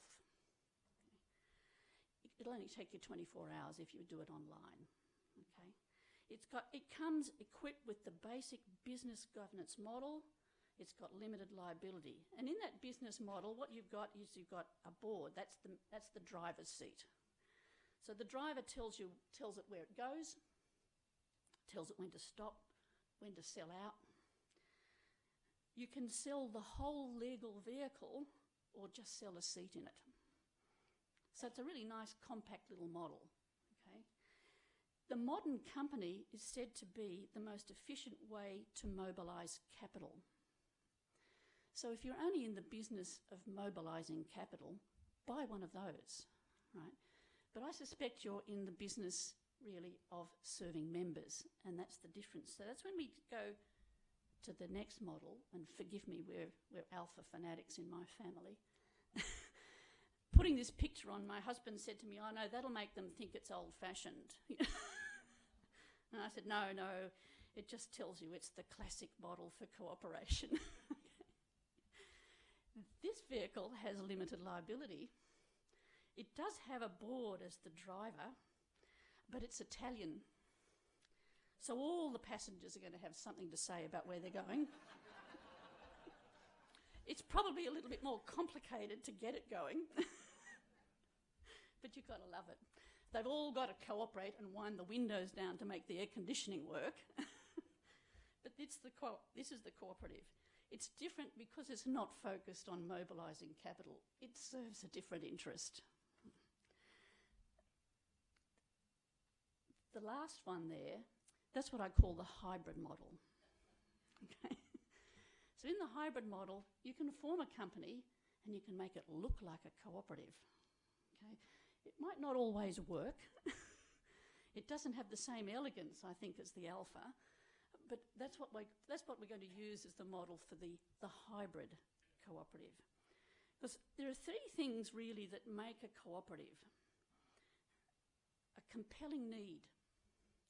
So the need will be for the service, be it cost sharing, supply chain logistics, marketing, or the capital to build a shared asset. It also needs values. The members are at the heart of a cooperative entity. The members are committed by a common commitment to collaborate. But more importantly, and Jack's touched on this really well, the ownership and the governance structure is quite different from a standard company structure. It's the complete reverse. If you can imagine, like you get the food pyramid, with the things you're not meant to eat much of, the really nice things just at the top, and all the bulk you've got to eat at the bottom, right?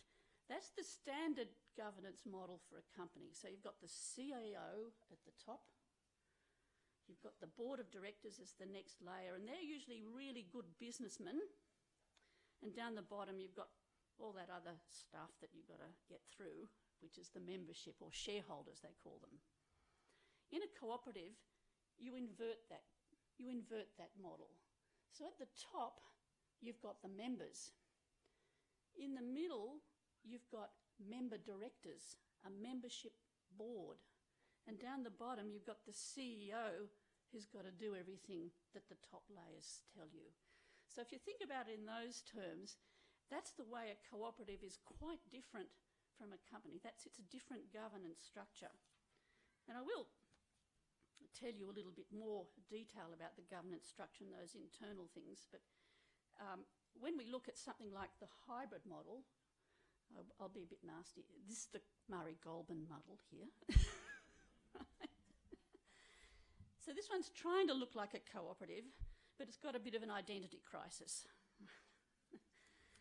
Whether it succeeds as an ongoing cooperative model that serves its member interests will depend entirely on how its constitution is drawn. Because it's the constitution only in that model that makes it a cooperative or a collaborative organisation. There is nothing in the Corporations Act which actually protects or entrenches any form of cooperativism. That's in the cooperatives legislation. I'm just going to slip over the next one. So, I'm asking the question here, are all cooperatives the same? This is a way of telling you about our legislative system because it too is a little bit like the Canadian system. We've got a federal system here. Under our current federal arrangements, companies are regulated at a federal level. There's a Corporations Act which is passed by our federal parliament. It wasn't always the case. It used to be that states managed all corporate sorts of entities, but because the federal government required that we have a single federal market and single federal financial system, there was an agreement between the states to refer all the powers relating to the formation of companies to our national parliament. They didn't want cooperatives. They left those behind with the states. They took a lot of the corporate knowledge and the regulatory staff with them to the Commonwealth, and so we were left in the states with a much robbed system of legislative administration and legislation dealing with cooperatives. And so since the year 2000, all of our learning has been at that federal level about companies, how we run them, how we form them, and how we regulate them. And so it's taken quite a long time, right up until 2012, the year of the International Year of the Cooperatives, for states to get their act together and pass what we call the National Scheme for Uniform Laws, called the Cooperatives National Law. The thing about forming a company under the Corporations Act is that, as I said before, you can do it really quickly. They're easy to form. They're regulated nationally by the Australian Securities and Investments Commission, and they're regulated under a system that knows nothing about cooperativism. States, on the other hand, regulate our cooperatives. All states, except Queensland, have commenced the national law. The ACT and the Northern Territory will commence that national law when they've got the money. But essentially what it does, the Cooperatives National Law, I guess the greatest thing that it did was it removed that stigma of being a state-regulated organisation. It actually enables a cooperative incorporated in one state to carry on business without any restrictions in any other state of Australia, except Queensland. But don't tell them. It's not a perfect system. And again, I remind you, once you start to understand this model, and once you decide that it's a model that you want to have something to do with, you'll have the power to change that law. It's only because we don't have a really strong cooperative sector in this country.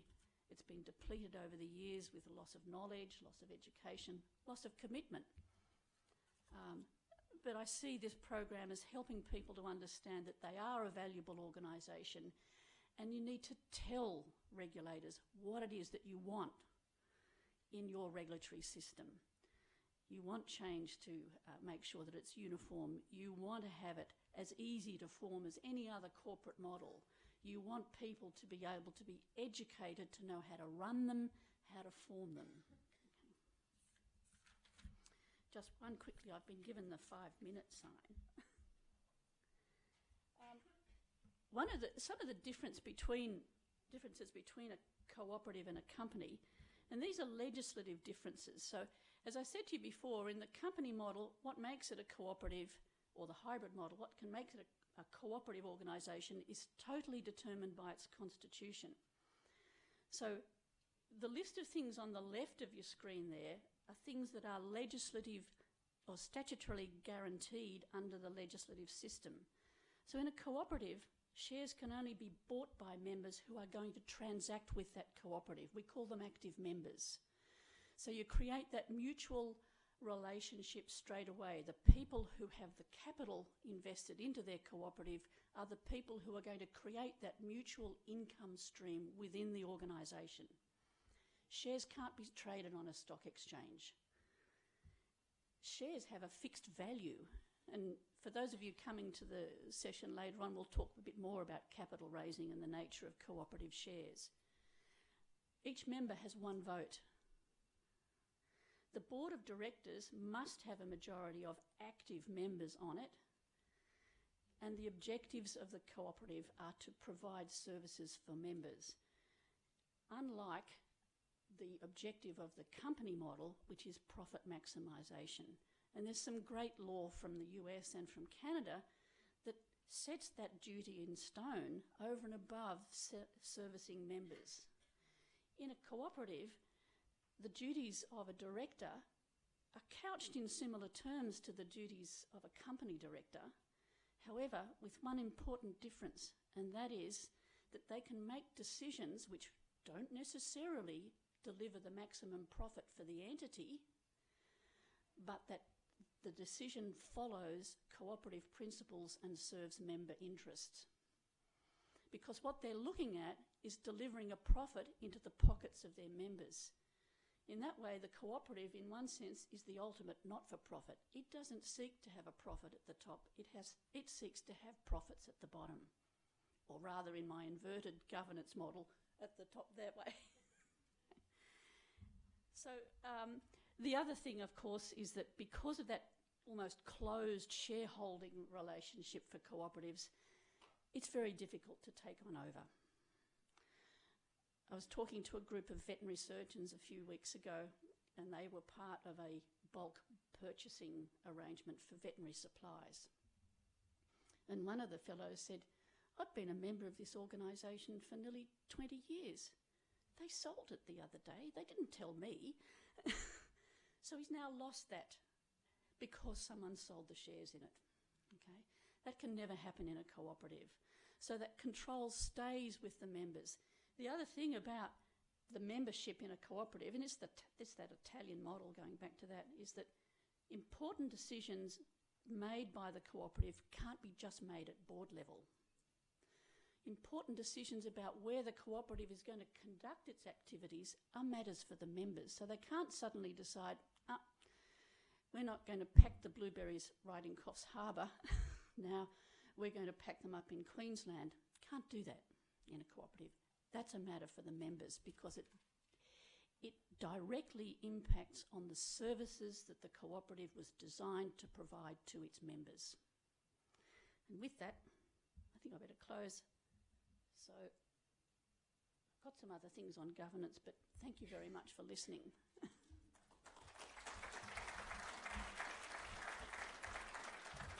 Thanks, Ben. You don't need me for anything else. Thank you so much, Robin. And thank you for persevering with the jackhammer in the background.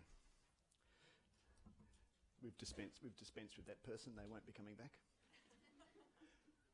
It's now time for caffeine and sugar. You have 30 minutes ahead of you, and when you hear the bell, it's going to probably mean come back inside. So do enjoy tea and coffee out to your left in the foyer. Enjoy the chance to catch up, and we'll see you back here in 30 minutes.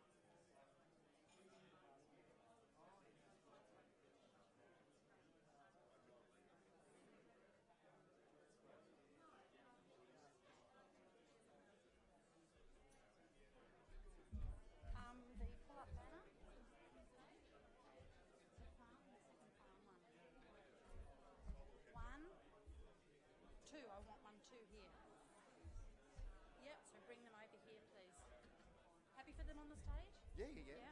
Can I pick this up and move it, or is that going to freak everyone out? Well, it's more so that these cameras are set up fine over here, so I can have my 4 seats.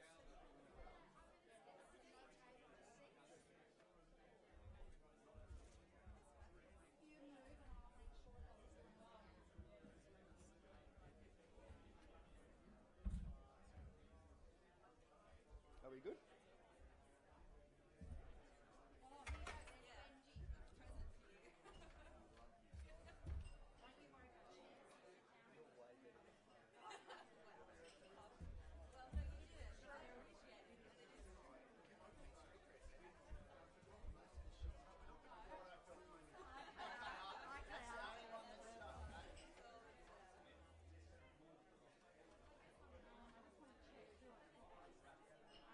How many? 4 speakers. Have we? 4 speakers. We've got 1, 2, 3, 4, and then 5.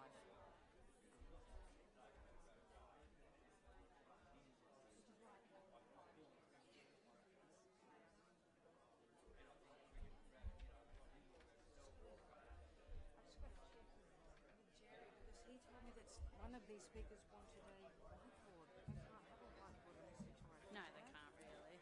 Who is it?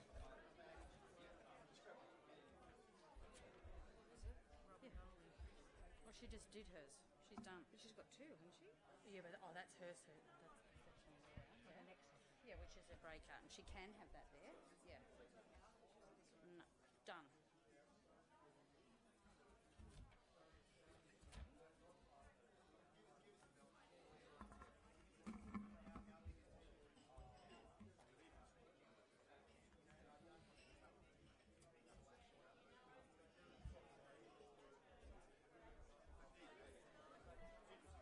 Jerry, so just can you just cross the ones off here that are being done? And we're up to here, but I just want them crossed off because they're hard to read, like the way they've been. Sam, yeah, she is here.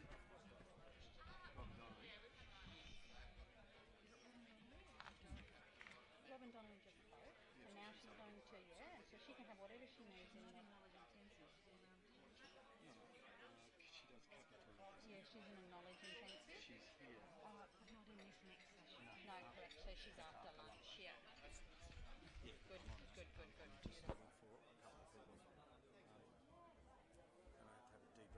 Have you spoken to?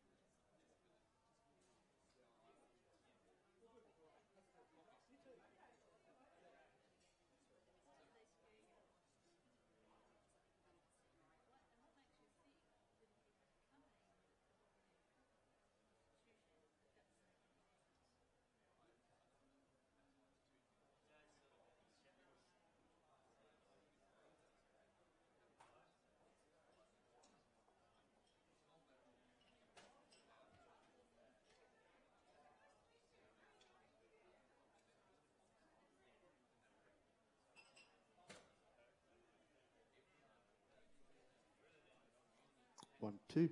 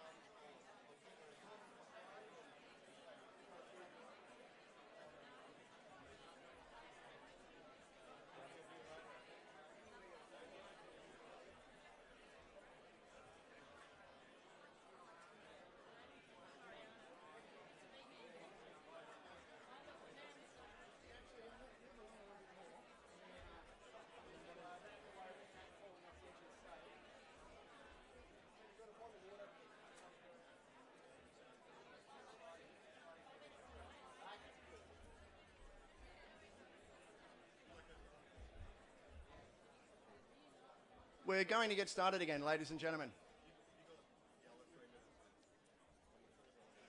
So as you're moving in, it's fantastic. Some people have been so adventurous and chosen a different seat. That's great. You tend to want to stay in the, you don't want to stray too far from the comfort.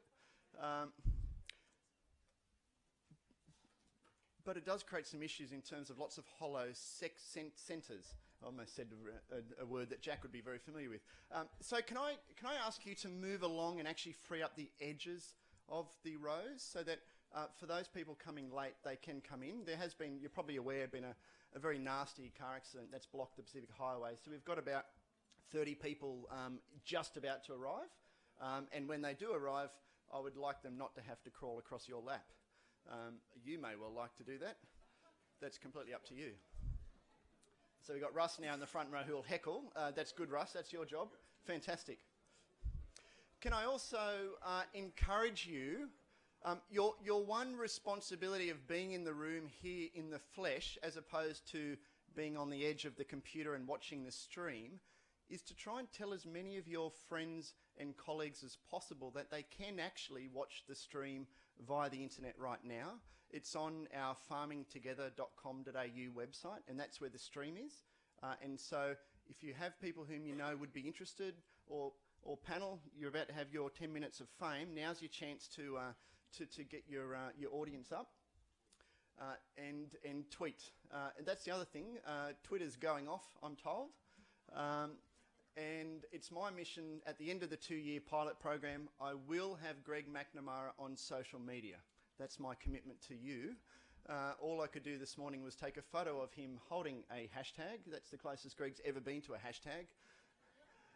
And we'll get there. We've got 2 years. It's one of probably the biggest ambitions I think I have for this program. This session is going to focus on the stories of success from collaboration. We've got 4 very diverse stories to share with you. What we want to do, though, is we're going to cycle through the presentations and then hold the questions till the end. So that will be a great test for your short-term memory, or you could write your questions down. That's another way of getting around it. But the whole point is we want to build a conversation at the end rather than have a whole bunch of individual Q&A. So I'll appeal to your generosity of spirit and hold your questions till the end, and then we'll have a discussion as a panel. Our first speaker is Dr. Ben Lyons, and he's the Chief Executive Officer from the Toowoomba and Surat Basin Enterprises, based in Toowoomba. Fluent in Mandarin, Ben returned home to Australia in 2015 after 18 years in China. Previously, Ben was Chief Operating Officer and prior to that, General Manager for Business Development and Strategy Asia for TSBE.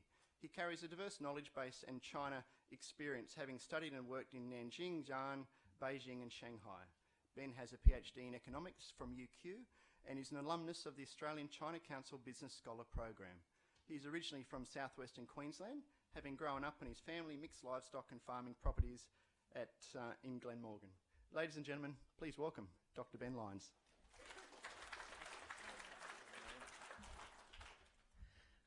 Good morning, everyone. Or I think we're still at good morning. It's a great pleasure to be here and talk about something that's fairly close to my heart in terms of my daily work. I am you'll have to excuse me, I think it takes a few years to repatriate from a place like China, so I've got rid of the hoiking, but I still have a bit of an accent. So as Ben said, I'm originally from Western Queensland and disembarked, I suppose, because when I graduated from high school, we were paid to shoot 6,000 sheep, which wasn't a great entree into farming, and I didn't have to have the sit-down chat with my parents. I sort of made my mind up that I'd leave the enterprise, and I ended up in China, which has been a great personal story and professional one. My first degree is in Chinese literature, so if someone wants to talk about the modernity of China and the challenges of the 20th century from a Chinese perspective, I'm more than happy to chat, which would make a big difference from what I do in my day job at the moment. Anyway, today I was sort of asked to talk, and I was really pleased for this opportunity. I think it's a fantastic time. It's funny that I spent most of those 18 years talking in Chinese agricultural terms around decollectivisation, and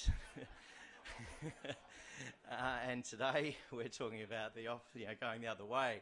And I was thinking about if I had to do this talk in Mandarin, I would be talking about, it would be very different. There would be no direct translation. We'd be talking about, the success of the individual and not the one of working together in a collective. And China has a very interesting and collaborative culture, I think, but more on that in a moment. I'll talk more about our organisation, TSBE. Alan Jones calls us Toowoomba and Sewer Rat organisation, and your pronunciation's a bit more preferable, Ben, but it's Surat. Anyway, there's been worse, but Sewer Rat we quite like, particularly if it's that gentleman. Listen, I've recently came back because of this organisation, because of what I saw in terms of its potential. It's a regional-based economic development agency. It's a membership-based regional economic development agency.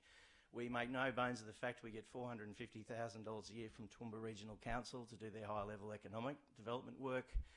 Then the rest of our $2.2 million revenue comes through membership and from grants, about 1.2, 1.3 million, depending on how well we do with our membership value proposition. And the rest is, from work and grants. We're currently doing some FTA funding. We're currently doing a Western Downs Eastern Opportunities program with QGC, a gas company. So we're a very small organisation, but we work on 3 platforms, which is the membership service. I see a couple of members today, like USQ and Professor Julie Cotter. I saw Julie here earlier, who's probably bored of my talks. And I see OB Organic and Darlene. So we have about 515 members as of the end of this financial year, or last financial year. And very strongly and without reservation, we have been a product of the boom in the gas industry in the Surat Basin. But then about 2 years ago, we had a bit of not a pivot, but added a string to our bow, which is Food Leaders Australia, and with a focus on a traditional strength of the Toowoomba and the wider region around agriculture. And very heavily more towards the export side of things as opposed to domestic marketing of agriculture. So of that 500 membership sort of strong basis, we have a sort of fee for service, a tiered membership, and we provide different value propositions based on that fee for that service. A lot of the work where we've been successful has been in the getting access, I suppose, and helping the larger multinationals interact with local communities, particularly on a project basis, and getting them scopes of work. Very, very difficult. We often hear the mantra about local content. We've had varied amounts of success in that space, and it is a constant challenge to get local content. It's a nice thing, easy thing to say, hard to execute. In the ag space, I first heard about it from a friend who came up to Shanghai and visited and told me about a second range crossing and all that's been going on. I haven't been back to the region for 20 years. And I was quite excited to hear about a private family building an airport, and then came out and had a look at it. And, that's a family that's gone ahead and put a tarmac in the middle of a paddock in the space of 19 months and 8 days is fairly China-esque. And I was impressed by that, and I could immediately see that this has got potential written all over it, knowing the region and knowing, more importantly, the demand side and what was wanted up in Asia. So we've done a lot of the first work I did was around building air freight routes. So apart from our membership services and the higher level economic development work for the regional council, the other one is advocacy for our region and looking at things and talking to 3 levels of government, but also outside of Australia. And so one of the first pieces of work I did was put Cathay Pacific in touch with the airport, and work closely with the airport on building a demand story up in China and a supply story back in our region in Australia. Our catchment for that airport is probably as far south as Orange, definitely as far south as Inverell, and probably as far north as Bundaberg. I did have a video to show, but I was a bit lax and didn't get it downloaded in time, but it would have been of a beautiful 747-8 landing on the 23rd of November last year and doing a trial flight with, it's a 115-tonne capacity plane, brand new Boeing 747-800, part of the Cathay fleet, which is between the third and the fourth largest air freight network in the world. And they have 22 routes hubbing out of Hong Kong into China. So I did a lot of my early work in going down to Hong Kong with Cathay and showing them the demand story and the different routes they had, but then also explaining to them we've got the supply story down in Australia. So I showed them pretty well things like, generally we've got 4 abattoirs, 3 of which have chilled accreditation for China, all 4 of them have frozen accreditation to export to China, that are within an hour of that airport by road, probably the only international capable airport in the world that has that. Well, Australia has the only access for chilled beef into China at the moment. So a big part of our story was our beef production and processing capability. Obviously being in Queensland, got quite a strong beef story, and extending west of us in terms of feedlotting and value adding, but also production. It's quite a strong thing through the Warrego Highway corridor and north, and of course south of there. A lot of also is like about other production and the beauty about Toowoomba, I suppose, and the surrounding regions and the Darling Downs and the Lockyer Valley and the Scenic Rim is, and South Burnett to the north, Maranoa to the west, is the diversity of what we produce. So we also have a very strong horticulture base, and horticulture, those of you, many of you be in the room involved in it, is going through a bit of a renaissance as well. So it is good, 28 years after leaving school and shooting 6,000 sheep and getting paid for it, that we finally have this once-in-a-generation feeling around ag. I suppose a lot of the work is working with these companies individually and asking them around what their Asia story is and what that demand thing is. I think we've done a lot of work with companies like JD. Beef is an obvious one. We're currently at 4.9 kilos per head capita consumption, but we don't look at China as a, that big gross sort of Marco Polo, just sell one pair of socks type of thing. It is a niche. We have to be very targeted on where we're going. It has to be economically sustainable. So beef will be a big part of it, but also we see the opportunities that, like in value adding, and I suppose as a collective or as a group of membership-based like-minded companies, and working with people like USQ, like Gatton College, and the businesses, we really see that together we can access, and people in this room, we see that there is great opportunity to value add close to the farm gate, and we're really keen to. And I think one of the beauties around dealing with, saying, export companies, I'm flying through sides, but or e-commerce companies, is that the consumer, the modern day consumer, particularly in China, is so much closer. We're not quite there yet, and e-commerce, I think, has been a little bit over publicised, but down the track it will push towards greater transparency, greater needs for traceability. Companies are already doing it. I think Australia is really well positioned for that. Another thing about it is where, we put in part of what we do in our activities is really around information and giving our members access to information. So we're taking we've done our first international freighter flight, so we're going to do our first passenger flight in October this year, and take our Ag and the Asian Century Conference up into Shanghai and do it there, and take our production base to get them to see the opportunity and to interact with it. It's about meeting companies and understanding what exactly this e-commerce or logistics, what exactly this opportunity is. The logistics is actually quite challenging at the moment, so we want to look at the Chinese consumer, see what they're after, see what that demand is, but then also what are the market access issues and how do you get it to China. So be aware of that. It'll be another piece of activity that we're doing. We've already got 160 people on it, and we hope to get 220. But those are sort of some of the things that we've really gained confidence from in terms of the faith our membership has put in us and what we've delivered to them so far. It's continual. I would say that in the context of this conference around collaboration and around cooperatives, it's easy to say. Our many family farms and farming enterprises have been part of cooperatives or marketing groups. They come and go with, they really have to have that core I suppose, value of why they're doing it, why they're joining TSBE. I mean, 500 members, we have fairly diverse answers, but we really try and narrow that down to what that value proposition is for them. It's hard to maintain. I won't make any bones about that. But it's, at the same time, it's an exciting time, and it's really good to. I've been kept down to sort of 10 minutes. I could talk about it all day. Anyway, I hope that we get to have more. It's more about your guys and your questions and the other panellists. So thank you for this opportunity to talk about what I think is a great organisation and what I've felt has been a unique way to reintegrate with Australian society. So thank you all.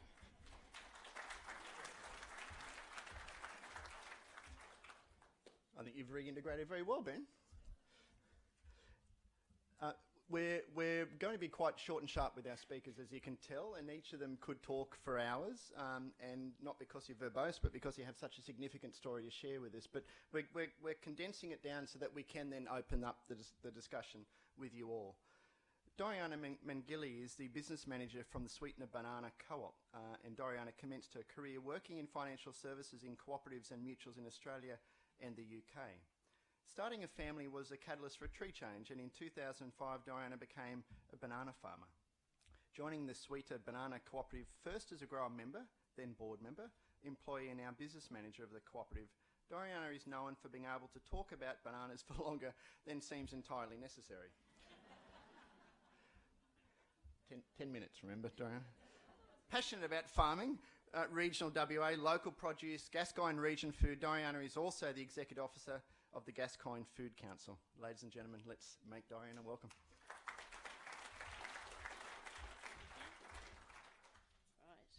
Right. Okay, can everyone hear? Yep. That's working. Thank you for having me here today. It's great to be here. For those of you that don't know, Carnarvon is 900 kilometres from Perth in Western Australia, so we're up there pretty much in the middle of on the edge of the desert where the ocean and the desert meet. Beautiful area. I'm here today to talk about our beautiful cooperative. Sweeter Banana was formed in the 1990s, late 1990s. Carnarvon was the first place in Australia to grow bananas, way before those pesky Queenslanders got on board. At the beginning, we supplied 100% of Perth, the banana Perth market all came from Carnarvon. And the mass-produced Queensland banana started to rise in the 1980s. It's now known, we now refer to that as the plank because they don't taste very nice and they're just huge. But anyway, more about that later. As those bananas started to come into the Perth and Western Australian market, the subtropical bananas declined, and we've got someone here from New South Wales who is part of their story as well. I don't know if you know anything about where we live, but it's a subtropical area, but it's very dry in most of the year. It's very hot in summer. It gets quite cool nights in winter. We have sea breezes, so we grow our bananas very close together to create a microclimate. They take twice as long to grow as a Queensland banana. We don't use sprays on them, and we don't use pesticides or insecticides either, so great product, but they don't look the same. So as opposed to being like this big, they're about this big. They get a few skim markings, and all of these things that we think are actually positive started to become negative in the 1980s as the supermarkets decided that they wanted to get a uniform, large-sized product, and they could get all their supply from one or two growers. In Carnarvon, we had an industry of about 50 people all trying to do their own thing. So we started to decline, and things got quite tough. So in the 1990s, we tried to be like Queensland. So we thought, well, they want big bananas, so that's what we'll do. So we cut off a third of the bunch in the field, just chopped it to the ground to try and make our bananas grow bigger. They then went to a packing shed, and we threw away another third because they just weren't the right spec. So you're left with a third of the bunch, which was great, which we then sold at below the cost of what it cost us to actually grow the thing. So it wasn't a very sustainable, ongoing business model. We weren't in any of the majors, so Coles and Woolies wouldn't touch us because we couldn't supply enough, we were too small, we weren't consistent, and we've heard today about farmers markets and niche marketing. That's fantastic if you're small, but if anyone in produce, you've got to be in Coles and Woolies or you're not in the game. The reality is 80% of people buy their produce from Coles and Woolies, so if you're not in there, you can't be seriously farming, or to be very niche, so it's not a good thing. Bananas are a commodity, and we were in that commodity space, but at $10 to $15 a carton less than Queensland, so pretty poor place to be. And you're competing with each other. You've got 50 growers, the market system in the central markets in WA. Market agents will try and offload product. As soon as the price comes down, it's a race to the bottom, and you've got 50 growers all selling separately and competing. So, and our lack of scale obviously made us non-competitive. So a group of growers got together and formed a marketing association. So from there, I know I talk really fast, but I've only got 10 minutes to get through 20 years of history. So they formed the cooperative and created a brand, the Lunchbox Banana. So we put our bananas in a bag to try and differentiate our bananas from Queensland, because you can't tell really from looking at one where it came from. So that was the first thing, coming up with this brand, Lunchbox Banana. We teamed up with a really great retailer in Perth who actually started ranging that product, and that was the beginning of the comeback for our region. We started to market to our consumers, started educating people about the differences between our bananas and the Queensland ones, and the cooperative was then formed. So initially everybody was packing in their own packing sheds, but under one brand. Very soon it became clear that wasn't going to work, because you get all these inconsistencies in quality, and different post-harvest processes, and they would go to the market, and even though we're under one brand, the buyers will say, well, I'll have that one box from grower number 50, and I'll have grower number 25, but I'm not touching grower number 1. So it became clear that we needed to work together to establish a centralised packing shed, which we did, and it went from there. So some of the myths, and there are many, many people in the marketplace, in the supply chain, that will tell you why you can't do this, why it will never work. And the main reason they're doing that is because they have an interest themselves in that supply chain, and they don't want to lose control. So what the market loves is growers that are divided, working against each other. That works perfectly. If you want to be successful, we have to work together. We have more in common about what we want to achieve than the differences, because we're all after sustainability, better prices, better returns. So the myths that we had, I've done this too small, I can't read my notes. You can't put seconds bananas in a bag. Nobody's going to buy them. Well, we did that. We have a product that we've had in Coles since 2009 called Smoothies, way before the ugly fruit and all of that sort of trends that happened. We put small marked bananas in bags that we couldn't sell as a first grade, and they sell really well. People love them. In fact, I asked a lady one day why she bought them, and she told me, in a supermarket, why did you choose that bag, not that one? And she said, oh, these are the best ones. They're much sweeter and creamier, and they're just much nicer. So that's the power of marketing. Put something in a bag, call it Smoothies, and people actually believe they're buying a premium product when it was something that we were throwing away. So, yeah. The myth was that this is a commodity. You're always going to be benchmarked on Queensland, which is true, because they supply most of the market. We're only 10% of the WA market, very small, but you're going to be less. And we've proven that's not the case. Now, the other myth was that our bananas had a poor shelf life. They're never going to last as long, therefore the supermarkets won't buy them. That was actually true, but it's nothing to do with the inherent banana. It was to do with our post-harvest processes. So we put some science. Because we're working together, we can do that, do some research. What's wrong with it? What are we doing that we could be doing better? And we've improved that now. That no one cares about spray-free. Well, we proved that people did. We did our own consumer research. We didn't listen to the people in the middle, and we talked to customers, actually people that are buying bananas, and people did care about that. So that's part of our branding. The growers won't work together. Some people won't. That's okay. But when you get a group that do, you can be really powerful. And it's not always going to be work for everyone, but you've got to work with the people that you can work with. A central packing shed won't work. Well, we've proven that. People told us that they didn't care. Again, these are our market agents. People don't care if it's Queensland or Western Australian, but people did. We went and talked to our customers. Okay, I'm going to go. All right. Right, just a little interesting thing. They said don't put Carnarvon on the bag. It's got a really bad reputation. When we started doing consumer shows, and so we were trying to hide the fact we were from Carnarvon. Oh, we put Lunchbox and Sweeter and all these things on the bag. And you're talking to people, and then they said, oh, you're talking about Carnarvon bananas. They're the best. So actually the people in the middle didn't like us putting that on there, but actually consumers did. So don't always believe everything that you hear. We also got told that you can't trademark the brand, which we didn't do and we should have done, but that was our market agent again, because guess what? Now everybody in Western Australia puts their bananas in bags and calls them lunchbox. So yeah, again, the advice wasn't for our best interest, it was theirs. So a few facts just there, you can read it. We were 100% market-based, we're now 97.5% direct. We achieve a $10 to $15 premium on Queensland from a position where we were $10 to $15 below. We have a banana bread for our waste product, we have our smoothies brand, and you know, Western Australians love Carnarvon bananas, and we've got a really loyal consumer following. Just from 73% seconds to, 73% premium to 91% premium. And our waste has gone from 18% to 5%, seconds from 26 to 8. So they're some of the successes we've achieved through collaborative marketing. Skipped through all this one, I think. We've got 2 minutes left. Our purpose, really sustainability of the Carnarvon banana industry, access to markets and integrated supply chain. In terms of our marketing, we have an account manager based in Perth, so we actually have somebody based where the markets are. We go to Sydney, we go to Melbourne, we go to where all the retailers are. That's what our competitors are doing. If you're not in Coles and Woolies, if you're not in their faces and you're not talking to those people, then you're not in the market.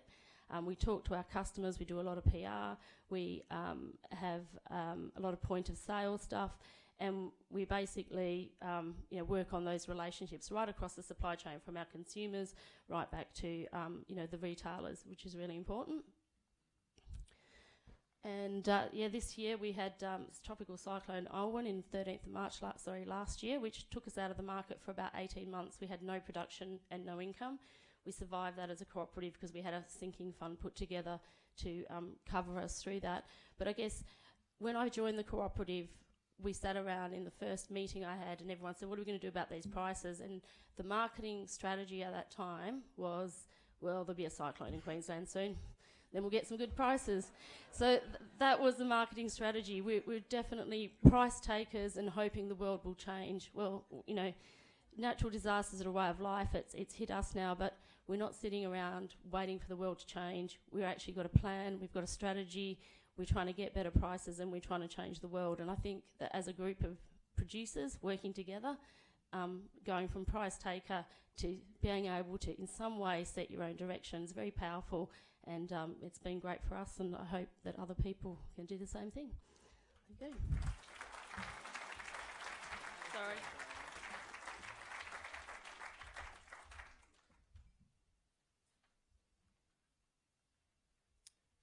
Fantastic, Diana. That was great. You didn't talk about bananas that much. Our next speaker is a full-time primary producer who grows blueberries and macadamia nuts on the north coast of New South Wales. He's recently a member of the Northern Rivers Cooperative Alliance and is the chairman and founding director of the Oz Group Co-op Limited. Ladies and gentlemen, please welcome Gurmesh Singh.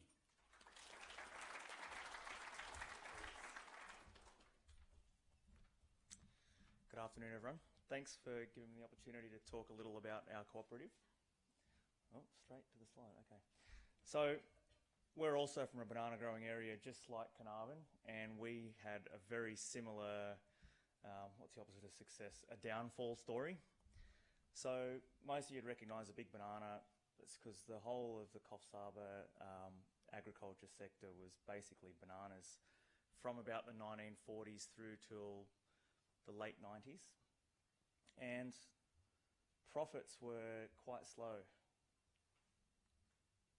Okay, and what went wrong with our banana industry was that each grower was on their own. We had about 100 different growers, and the market prices in the winter, or when you got a cyclone, they'd be jumping up to around the $40 a box.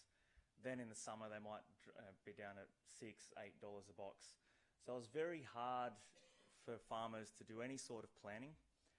The quality was variable, the volume was variable, and what we saw in the late 90s, the prices crashed right down to $4 for a 15-kilo box of bananas. And when you look at your carton cost being $1.95 and your freight being 20 cents, it doesn't leave a very big margin for the farmer. Basically, the farmer's just barely covering their own labour costs. and a lot of these guys were absolutely struggling to scrape through. Which is a shame, because for my grandparents' generation, my father's generation, there was a pretty decent living in bananas. And, you know, you might say that our town was built off the back of bananas. And then all of a sudden to see, you know, in the space of 10 years or half a generation, an industry just disappearing off the map was really hard for people like me when it was time for me to make a decision, what am I going to do with my life? Well, on the one hand, it was easy. It was definitely not bananas. So I went off to university, just like everyone else my age. Then, you know, the bananas kind of, they limped on half-heartedly for a little while. Most of the farmers, they were supplementing their income with other things. Some worked in security, they drove trucks, taxis. But a lot of them, what they did was they picked blueberries at a big farm in Crindi owned by Chiquita at the time. And what we saw was that they gained some experience on how to do it. They were working in the maintenance crews. They thought, well, this isn't too hard. We can have a crack at doing this ourselves. So one grower had a crack in the mid-90s, and it took quite a few years for him to develop his own little market. And around 2001, you could see, or a few growers could see, that there might be something in this blueberry game.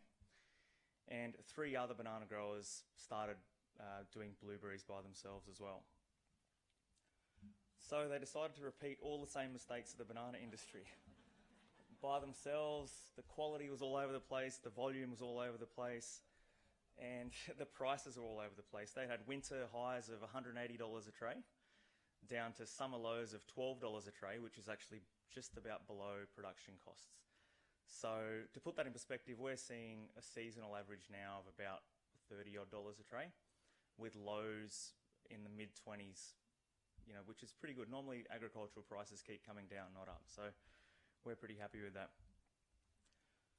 So what they next did was they formed a partnership with the 4 growers, and annually they did 35 tonnes of fruit in their first year. To put that in perspective, that's a medium to big day that our co-op does now. And in 2001, you can see there was only 4 growers. Pretty quickly, you know, once they got their partnership up and running, they controlled their quality, they controlled their supply, word got out, and then pretty quickly friends, relatives joined on. And 2004, they had a proprietary limited company of 18 shareholders. Most of those people were related to each other, so it was pretty easy to keep the peace with everybody. And by that time, it had grown to $2.5 million in revenue. Then by 2013, we formed a cooperative. At that time, we had 76 growers and about $44 million worth of revenue. And this season, we've actually got 112 growers. That's changed since I did this slide. 112 growers, and we're projecting about $85 million in revenue. So what were the initial goals of these guys getting together? Firstly, it was to make sure that everyone's packing to the same quality standard. It's no good if you're trying your hardest to pack the best quality fruit and your neighbour's sending any old garbage to the market and you're trying to get the same price. It's just not going to work. So the first goal was to have a centralised packing facility, because blueberries, we've all seen, they're quite soft, they're quite fragile. If you don't maintain that quality, you're not all going to get the same price. The second one was to try and even out our supply. There's 2 reasons for that. The first one was to make sure that we could actually supply our customers with a guaranteed supply of fruit. Then they can make plans and they can do some marketing plans around that. The main reason, though, was so we don't flood markets. Because when the first 4 guys before they got together, what they used to do was they used to ring around the 3 markets, Melbourne, Sydney, Brisbane, and they'd see where the highest price was, and all 4 of them would send the fruit to that market, and it would drop 80% overnight. And then they'd repeat that every day until they realised, well, this isn't working for us. So it was more so we can spread the fruit out to the 3 different markets evenly and try and hold the price at a more sustainable level. So I'm not sure if you can see the graph, but that's how quickly we grew. So by 2009, we had about 60 growers. We're up around 112 today. We hope to get to 120 by this time next year. And we're always accepting new growers, and geographically we're growing in area as well. Previously we were located within, let's say, a 25-kilometre radius, but that's probably grown to a 100-kilometre radius now, with some farms as far north as Bundaberg. Here's a quick look at our revenue. You can see it starts ramping up really quickly. I wasn't joking when I said 30% year on year, our growth. Last year we had a big hailstorm. You can see 2015 actually drops off slightly, where we actually lost 30% of our production. And this year we're expecting around the $85 to $90 million mark. So what were the direct benefits to our growers? Firstly, we can pack our fruit on machines, which saves about half the labour cost. We've got quality and quantity assurance. Our freight's taken care of, and it's a lot cheaper when you're doing it together. We're marketing together and keep making sure that markets aren't becoming overwhelmed and flooded.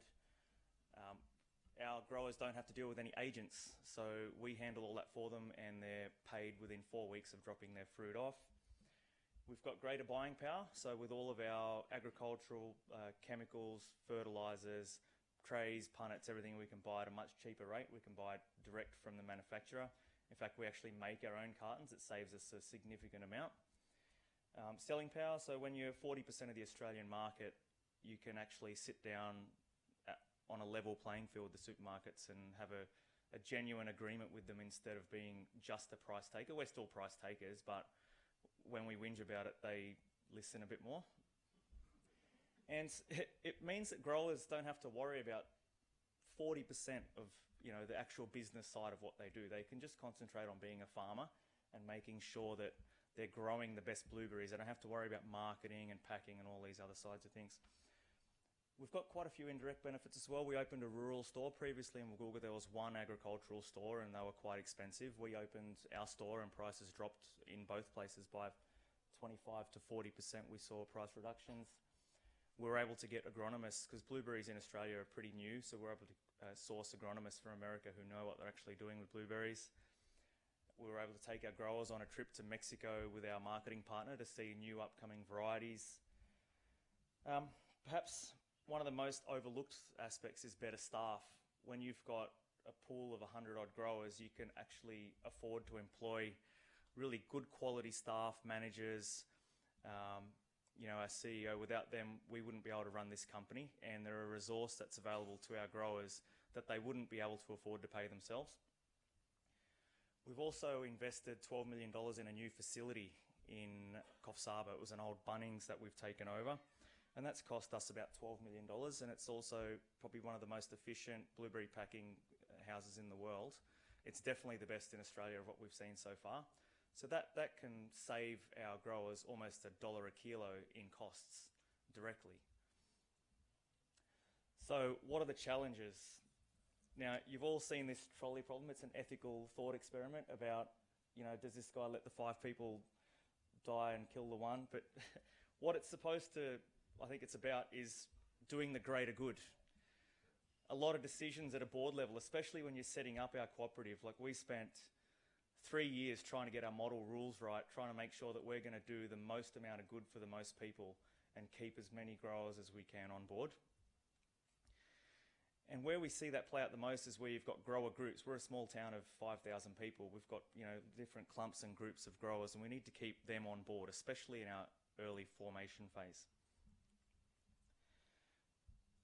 And the reason we need to do that, we need to keep everybody together, is something that the lady who spoke about Batlow apples and the supermarkets come knocking on the orchardist's door saying that they can give them a better price this year.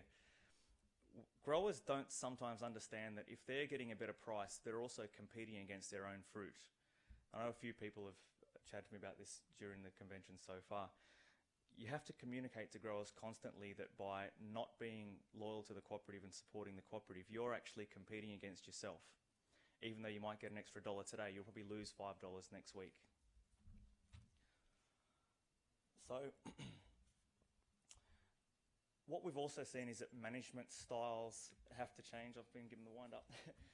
Contemporary management styles, that's people who've come through university in my generation, they sometimes don't understand that in a company, you can, and especially in a big company, you can make a big sweeping policy change and, fine, you might lose some customers, but you might gain some customers.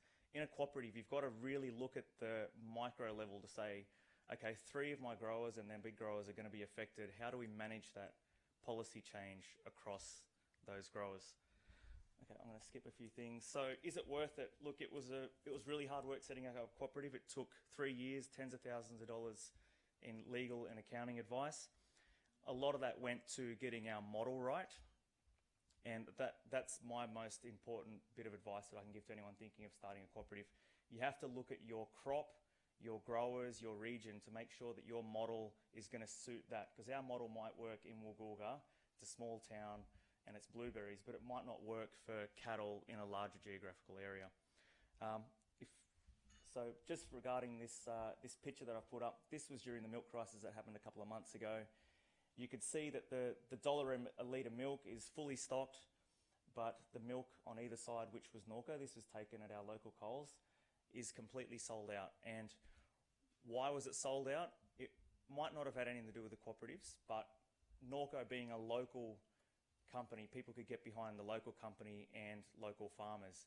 And what better way to support local farmers than forming a cooperative? Thank you.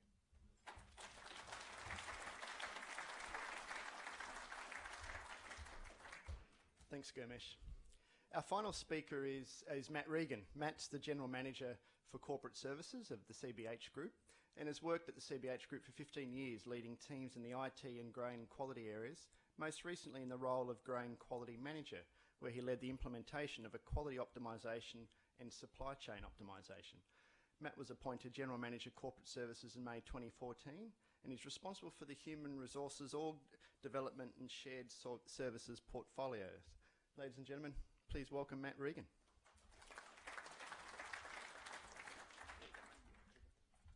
Thank you. Well, just as I start, it's clear everyone is very passionate about their own story and their own business and that sort of stuff, and I'm no different.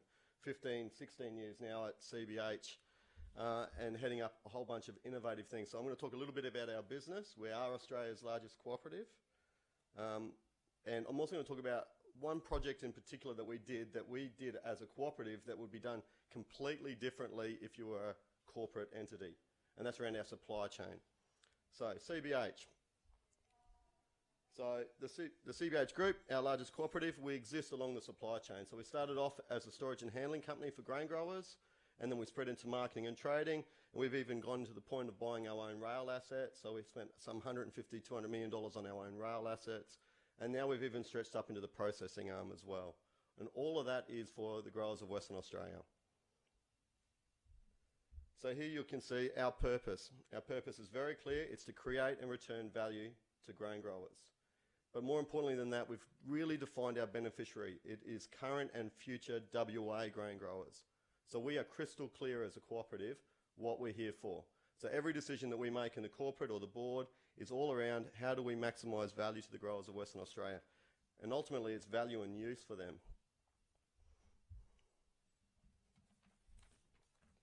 So you can see just how big we are. So, 10, 11 million hectares to be planted. We average, it's around about 11 to 12 million tonnes every single year now. This year we're going to probably have a record crop. If all goes well, touch wood everyone. We're going to get about 17 million tonnes of crop. Now it's a lot to put somewhere, particularly when you've got a carryover of about 2.5 million tonnes. And you can see there 20 million tonnes of storage, which is actually about 15 million tonnes effective.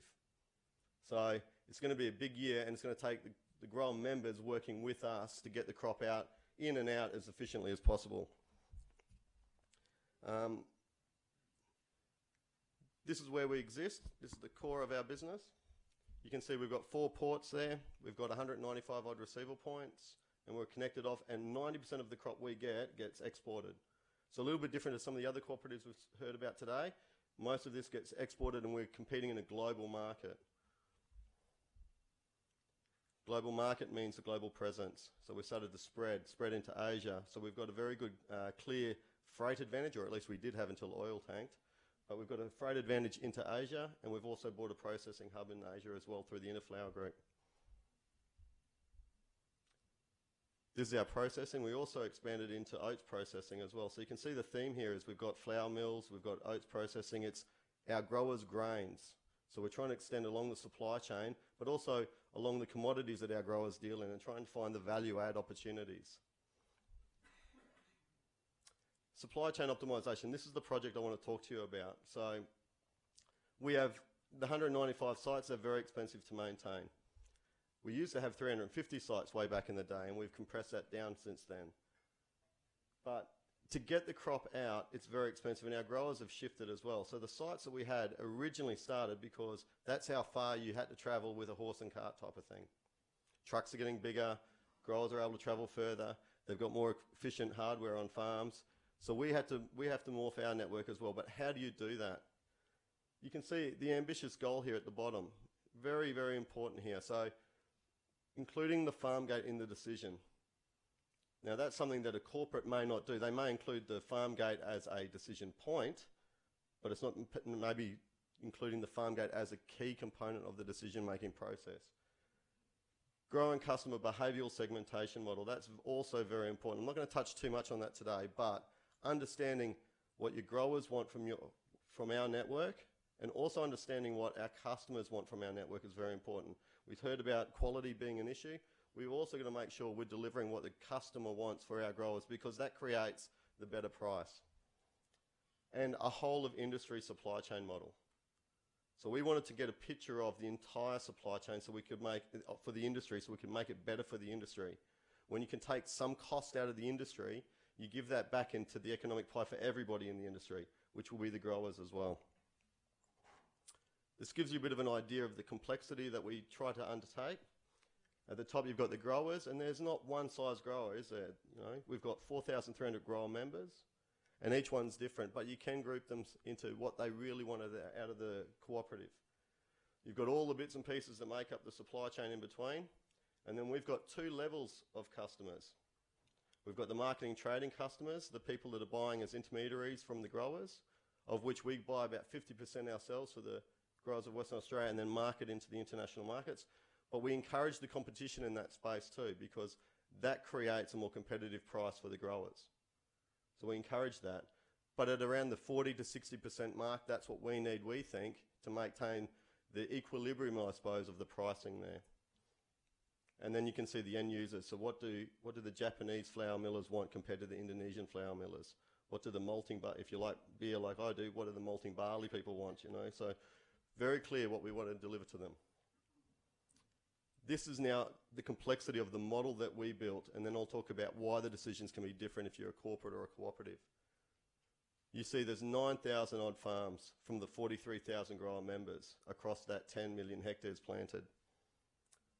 Grain types, so there are nearly 2,000 different types of grain, and that's a grade. So you might have feed wheat, GP wheat, milling wheats, but across the different segments there, canolas, oats, lupins, there is nearly 2,000 of those. Grower transport lanes, so that's from the grower farms to CBH, and just so you know, that's worth about $150 million in an average year. The growers pay for freight. And you can see how many lanes there are there. You know, that's got to start multiplying because we've also got our own lanes. We've got 1,200 storages, they get divided up. Road and rail freight lanes, so we've got our own 40,000, 42,000 freight lanes as well. All the way through to the demand from the customers and the shipping lanes that we've got. 220 million different variables in this model that we built. We're very proud of this model. It's underpinned quite a lot of our decisions lately. We did more than 1,500 runs. It took some supercomputers from Azure, which is Microsoft, and Amazon to run these things, and it still took between 1 day and 5 days to run a single model if it ran at all. Because every time you do a run, one iteration, it's got to check those 220 million variables and make sure, is there enough grain to go on that truck? Does it all come back through? Does anything go out of the constraints that you've set? And it has to be reflective and trusted by the business. So to get it to be trusted, once you've built the model, I'm just going to draw your attention to one thing. The expected P&L. We did 3 different seasons to test this model, and it had to be within 1% of the balance sheet and the P&L. Really complicated, particularly when you have a low season, an average season, and a high season. And we did that. So we had a lot of confidence in this model. this is what it looks like. I've just taken a few select slides from the model itself. So we put a centroid location in every single grower farm. 96% of the grower farms we could map. And of course, if you've ever used Google Maps, you know that you can pick a different route according to the freeway, not a freeway, go off-road, not off-road, that sort of thing. Well, we did that too with RAV ratings and all sorts of stuff like that from the centroid of the grower farms. You can strip that away, and then you can start to go, well, how far do they have to travel to any one receival point and another receival point? Can you go by road? Can you go by rail? Can you go down a particular RAV rating if you've got a sizable truck or not? And of course, not every grower is the same. Some growers have their own trucks, and they have their own trucks from 1960. They're still driving into CBH, but then we have people with contract trucks, you know, really big gear. But we're able to accommodate most of that in this entire model. You can strip out the roads, and you can see our receival points just overlaid on top of that. So there are three key cost drivers to this. One is the grower freight from their own farm, so that centroid location, to CBH. And I told you that was $150 million. We have our own freight charge from those receival points through to the ports and an exit point. That's also about $150 million of addressable spend. The last one there is our own storage and handling costs. So what it takes for us to receive the grain in, handle it and get it out again, just for the manual work at the sites and the electricity and the machinery and all that sort of stuff, that's also $150 million. So you can see here, there's $450 million of addressable spend. Now, if I'm a corporate organisation, I can take this very same model and I can maximise my profit. And what it will do, I know because we ran it, it will push all the costs back to the grower. It will make them travel further. It will make them absorb costs in that first $150 million. And that would go up to $180 or $190 million. Not much you can do when 90% of the grain's coming through us. But we didn't do that at CBH. We went to minimise the cost, but also look at other things like turnaround times, efficiency, road usage. You know, we have a lot of shires that we have to deal with as well. We didn't want to put more trucks on the road. No one wants to see trucks driving past schools. So how can we maximise the rail investment that our growers got? And we did all that. The model showed us around about $80 million worth of savings that could be made, with 30 of it on the grower's road freight bill. Okay, that's about 17%. Now you come off that for practicalities and what can really be done, we're looking at around the $50 million mark. But, you know, a lot of that is on the grower balance sheet. A third of it's on the CBH itself balance sheet, which ultimately comes back to the growers in spend on the network and that sort of stuff. And the other third is on the freight bill, which we bill straight out to the growers and we run at cost. But important, it's the other social aspect things that you can start to test that, you know, maybe a corporate might not look at. They might have a look at and see, well, how big an impact or how far could I push this? But those are things that are really important as a cooperative because of our purpose and because of our beneficiary. Basically, it can take the network that looks like this and smooth it and make it look like this. So that's culminating in us going through a program where we're going to slowly over time remove the sites down from 195 to 100. Incidentally, the model would tell you could do it with 40, but that would push cost back to the grower, and we're not about that. So this is just one example, I suppose, of an innovative product that we put out as a cooperative for our grower members that creates real value and use for them that you would do probably only as a cooperative.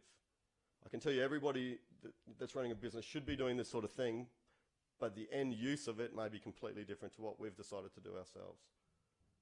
Okay, so that's the story. I could talk all day about the ins and outs of this, love it, but that's one I thought, you know, when we talk about the supply chain and how do you maximise some value in it, data's king, you've got to know everything, but equally you've got to know why you're existing, what's your purpose, and who are your key beneficiaries. Thank you.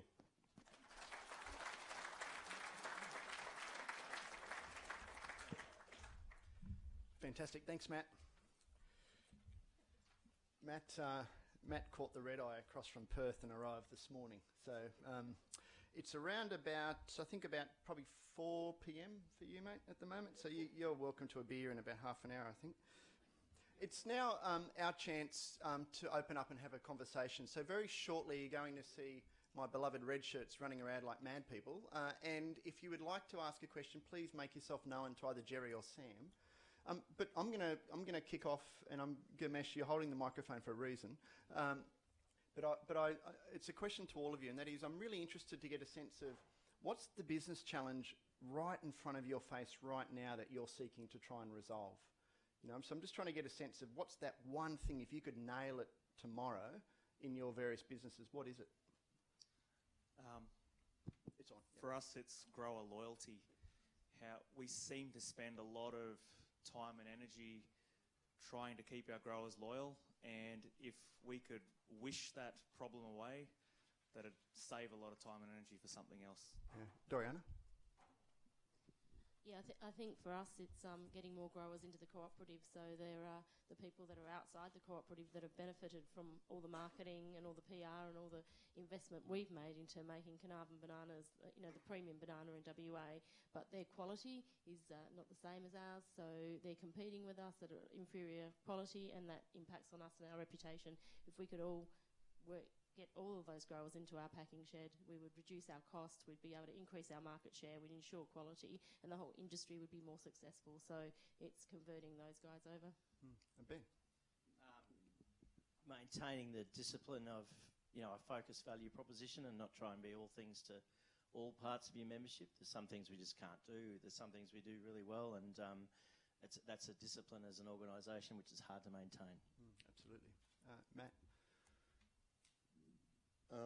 For us at the moment, I suppose we are quite successful as a cooperative, even though we're quite old. We've existed for quite a while.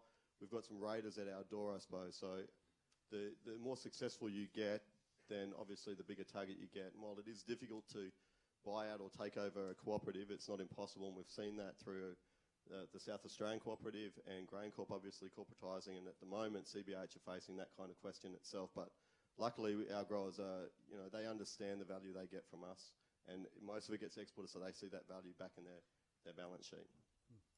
Thanks, Matt. Questions? Who's got the mic? Whoever's got the mic, just go to town. Please.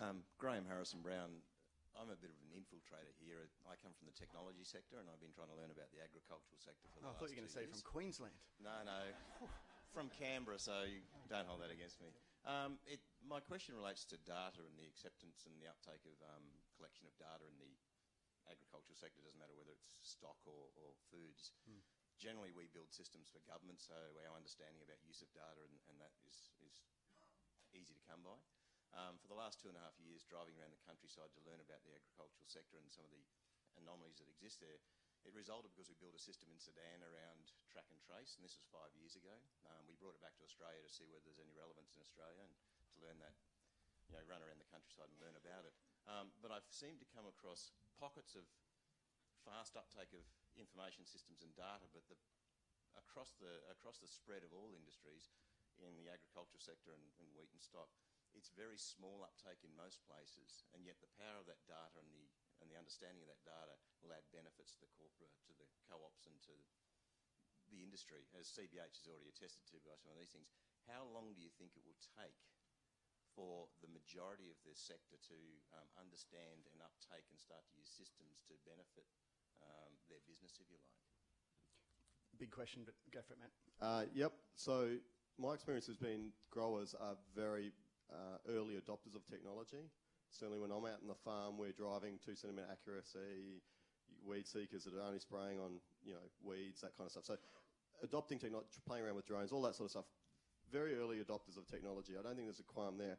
I do think growers, my experience has been they are very nervous about who has their data and who controls it. I think there's nothing really technically stopping anybody coordinating all that, but it is who's going to end up with the control of it that certainly worries me, worries the farmers that I know, and it'll probably worry CBH to a degree. So if there was a benevolent owner of that data ultimately, then I think it could get unlocked.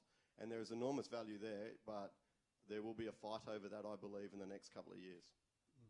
Other panellists want to comment on data? I'll comment. Some of our growers grow right next to town. They've got good 3G, 4G phone connections, and they can do great things on their phones. My farm, I don't even have cell reception half the time. So until we catch up in that regard, it's difficult to implement technology in the field. And also, just with regards to harvest practices and traceability, every year we're being asked to be able to trace further and further back. It used to be traced to what farm it's grown on. then it moved to what block was it grown on, and now it might come to what row or what plant was that grown on. And we can see, later on, 10, 15 years down the track, we might have to track down to row or plant, and technology is going to be the only way to do that. But trying to come up with a solution means you've got to work pretty closely with the farmers to come up with that solution. We see a lot of out-of-the-box solutions which tick half the boxes, and then the developer's disappointed that nobody took it up because they didn't quite go all the way in meeting all the needs. Can I have a show of hands for questions? Jerry's got one lined up. Okay, great. Dorian, after you. Yeah, just at the Sweet Banana, we actually, one of the benefits of it being in a cooperative is that you bring all your members, and family members tend to come in and contribute. And one of our founding members, their son's a programmer based in Germany, and he's developed an amazing database for us that we use every single day. So our growers can completely go in every day, see what's been packed for them. It's real time. They can see where we're sending to, which markets, and create that transparency. So, but I think the key is growers have to see a value in any information that they get, and it's got to be cost effective, and it's got to add value to their operation. So where we see use of farm irrigation systems, we have very expensive water, so we do use it there, but it's got to be valuable to the business, I think. Ben, do you want to add to that, mate? Only that I think Dorian has hit on the head. You've got to have value add. I think I saw a stat that only 12% of John Deere tractors that have capability to capture data farmers actually use it. So in a lot of ways, it's still not. I know farmers are generally early adopters, but not many have used it. I haven't seen a company that's made money out of an ag drone yet. And I think there's a lot of hype about it. But for social licence purposes, because I think that's one of agriculture's biggest needs, is we should have a really mature conversation around it, because fintech and other industries in Australia have fairly mature systems, and we should adopt it and not be. We should be talking about it. It could be very, very, very useful. Question from Brett. Ben, it's good timing you've got the microphone, because I'm asking the question of you. Brett Stevenson's my name, but what I wanted to ask is about China and your experience from China. Is that we had a delegation go up to China this year, and the whole idea was to engage and talk about trade and that sort of thing. And the main thing they wanted to know is how they could buy stuff down here. I mean, they wanted to know how they could basically buy into our industries. They were not that interested in forming a relationship. They were more interested in how they could buy stuff. And I just wondered what your experience is on that. I mean, you talk about the China going backwards from the cooperative. It's quite interesting that they've gone so much far the other way around. If you look at this, they say, "Oh no, cooperative in Australia. Hang on, how do I buy your business?" Okay. You were going to get it, weren't you? Yeah, people are hungry. Okay, few broad brush strokes on this. China changed about 10 years ago from a self-sufficiency mantra to a strategic supply chain mantra, in that they realised they've gone from 9% of the world's agricultural land to less than 8%, and probably going below 7% because of urbanisation and so forth. And they've got a real socio-economic thing that all the young men can earn more in a city job on a building site than raising cattle. So we've gone from 90 million head of cattle to 70 million in their beef herd, for example. So in terms of that thing around, the other thing is that a lot of that signal came from the free trade agreement. Free trade agreement, I think, was important, and some businesses it hasn't added anything to. But what it did was it sent a message all the way through all three levels of government in China that Australia is one of the first developed nations we should be proactively looking at engaging with. And the other mantra was and the Chinese are very strategic in wanting to do that. Another thing that might be, in your case, relevant is that it's around flight capital. It's actually been a really, really tough 3 years to be a Chinese official or a Chinese businessman because of the changes in the attitude.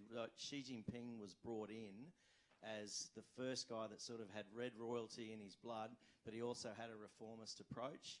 So he had to balance the guys that wanted to keep China going as it was, widening inequality, and also sort of widening gap between urban and rural.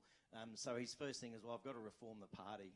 So he's gone through and cut the heads off literally of a lot of people, which has meant that it's really real. There's a nervousness within those that already the haves in terms of I've got to get out. So could be part of those are my three broad brush ideas of what would be about. And it also takes time. One meeting, it takes a lot of time to get that right ground of where they're at. And more often than not, they don't really know what they're talking about. And they don't really know. Australia just looks like a big land down there that's full of opportunity. And we've got a really good brand up there at the moment. So it's all about their opportunity to get part of that action. Thanks, Ben. Question over here. Yeah, David Moon. I'm a Queenslander. My apologies, David. Yeah. We're the state that wins the football every year. But, yep, that's a fair call. That was all. No, but anyway, my question is to Gamesh. Gamesh, when you decided to form a co-op, where did you start? Where did you go to? Who advised you? And, yeah, what were the first steps? Great question. Yeah, very good question. Back in 2004, when the 18 growers went to their accountant, right there and then that accountant should have put their hand up and said, look, this is out of my league. You need to go talk to a professional. Instead, they sold them a company and led them down, the wrong path for 6 or 7 years. And it wasn't until one of our farmers' sons was a corporate lawyer for Namoi Cotton and said, you guys should be a cooperative because you're trading like a cooperative. And on, his quick chat over a coffee, we then changed lawyers, changed accountants, and, we work with a really good corporate lawyer who, walked us through all the steps. But that's a really good point, and that's something that I brought up when this program was first announced, 2 years ago, that this is perhaps the biggest hurdle that our sector has to overcome, is that there is no one place to go to for this kind of advice, and most accountants, lawyers who will give this advice just don't have it in their skill set to offer that as an option. Basically, in Coffs Harbour, it's a fairly decent-sized town. We interviewed every single accounting firm there, and only one of them had any experience with cooperatives. So, it's great that this program's up and running now to give people that kind of advice and that head start. I wish we had it in 2010. Yeah, thanks, Gamesh. We've got questions over here. Thank you. Thank you. Hi, Gary Lewis, Cooperatives Historian. Matt and other panellists, if you choose to comment. Matt, would you care to comment upon the taxation benefits of cooperation vis-à-vis for-profit competitors? Because often throughout cooperatives history, the competitors have been whacking cooperatives over the head, saying that they are actually advantaged in competitive marketplaces because of that leniency. Would you care to comment, please? Yep, I'll little bit out of my area of expertise, but generally our storage and handling part of our cooperative does get a tax advantage, but it's also, we give an enormous amount back to the community as well, so that's written into the way we work. I'm loath to say constitution because I'm just not quite sure that it is in the constitution. It might be, but certainly we do a lot of industry good stuff, community good stuff that is all about that storage and handling part of our business and giving back to the community. I do believe we did an economic study just last year that showed just how much that is, and it runs into the billions, so of on-flow economic advantage that gives. So yes, we do get a tax advantage from the storage and handling side of our business, but that's also because we flow back into the business. I think people were talking about it's the ride, it's the journey, and it's that kind of thing. So. One last question at the front here. My question is to the 3 producer cooperatives. Just wondering if you've ever thought about expanding your membership to include the workforce that's involved in your production as well, and what your thoughts on that are. Great question. No, yeah, that's not something. You give a yes or no answer. Yeah, no, no. It's just too hard. We exist as a primary objective is to service our growers, and then once you start servicing employees, you're kind of crossing objectives then, and you might run into trouble. Yeah, so on that, exactly, we're very clear on our purpose and our beneficiary, but the people that come and work for us are attracted to the cooperative nature of the business. For instance, I'm not the only one that's been 15, 16 years at the company. Many, many people at CBH have been there for a long time. So and highly valued staff as well. That we really value our staff, and so do our growers. So the purpose and the beneficiary is very clear. It's for the growers of WA, but highly valued staff, and they want to come and work for us. Ladies and gentlemen, please join me in thanking our 4 speakers.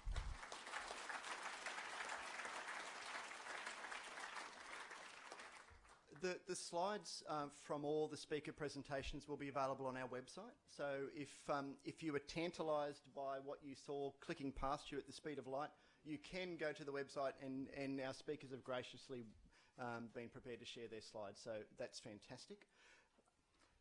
So it's lunchtime.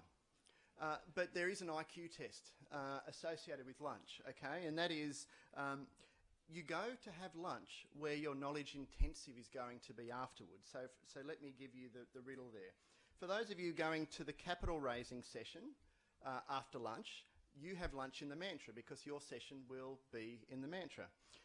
And for those of you going to control your financial future, which is what I need to go to, and foundations of directorship, both those intensives are in Peppers, which is the other hotel very close to us this way. And so you'll have lunch at Peppers. So it's not that complex, but it's a test nonetheless. If you happen to get lost, look for a red shirt. It's on the back of your thingy. Lanyard, thank you. And so you can also find out where you're having lunch on the back of your lanyard if you fail the IQ test in another way. We'll then break into our knowledge intensive sessions, and then we'll all come back together as a full group at 3:30. So folks, enjoy your lunch, enjoy catching up, and we'll see you again soon.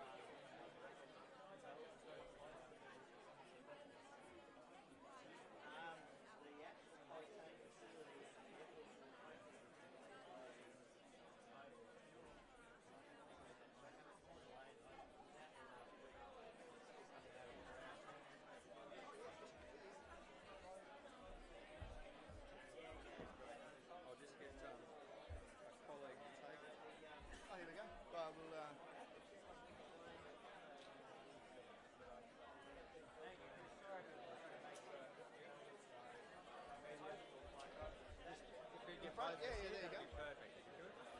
Can you just get one of us in front of that? Thank you. Yeah, no, we can hear, mate. Yeah, side on, then you come over this way. Come around this way, mate, and then you can get it from the side. Yep, perfect. Is that better?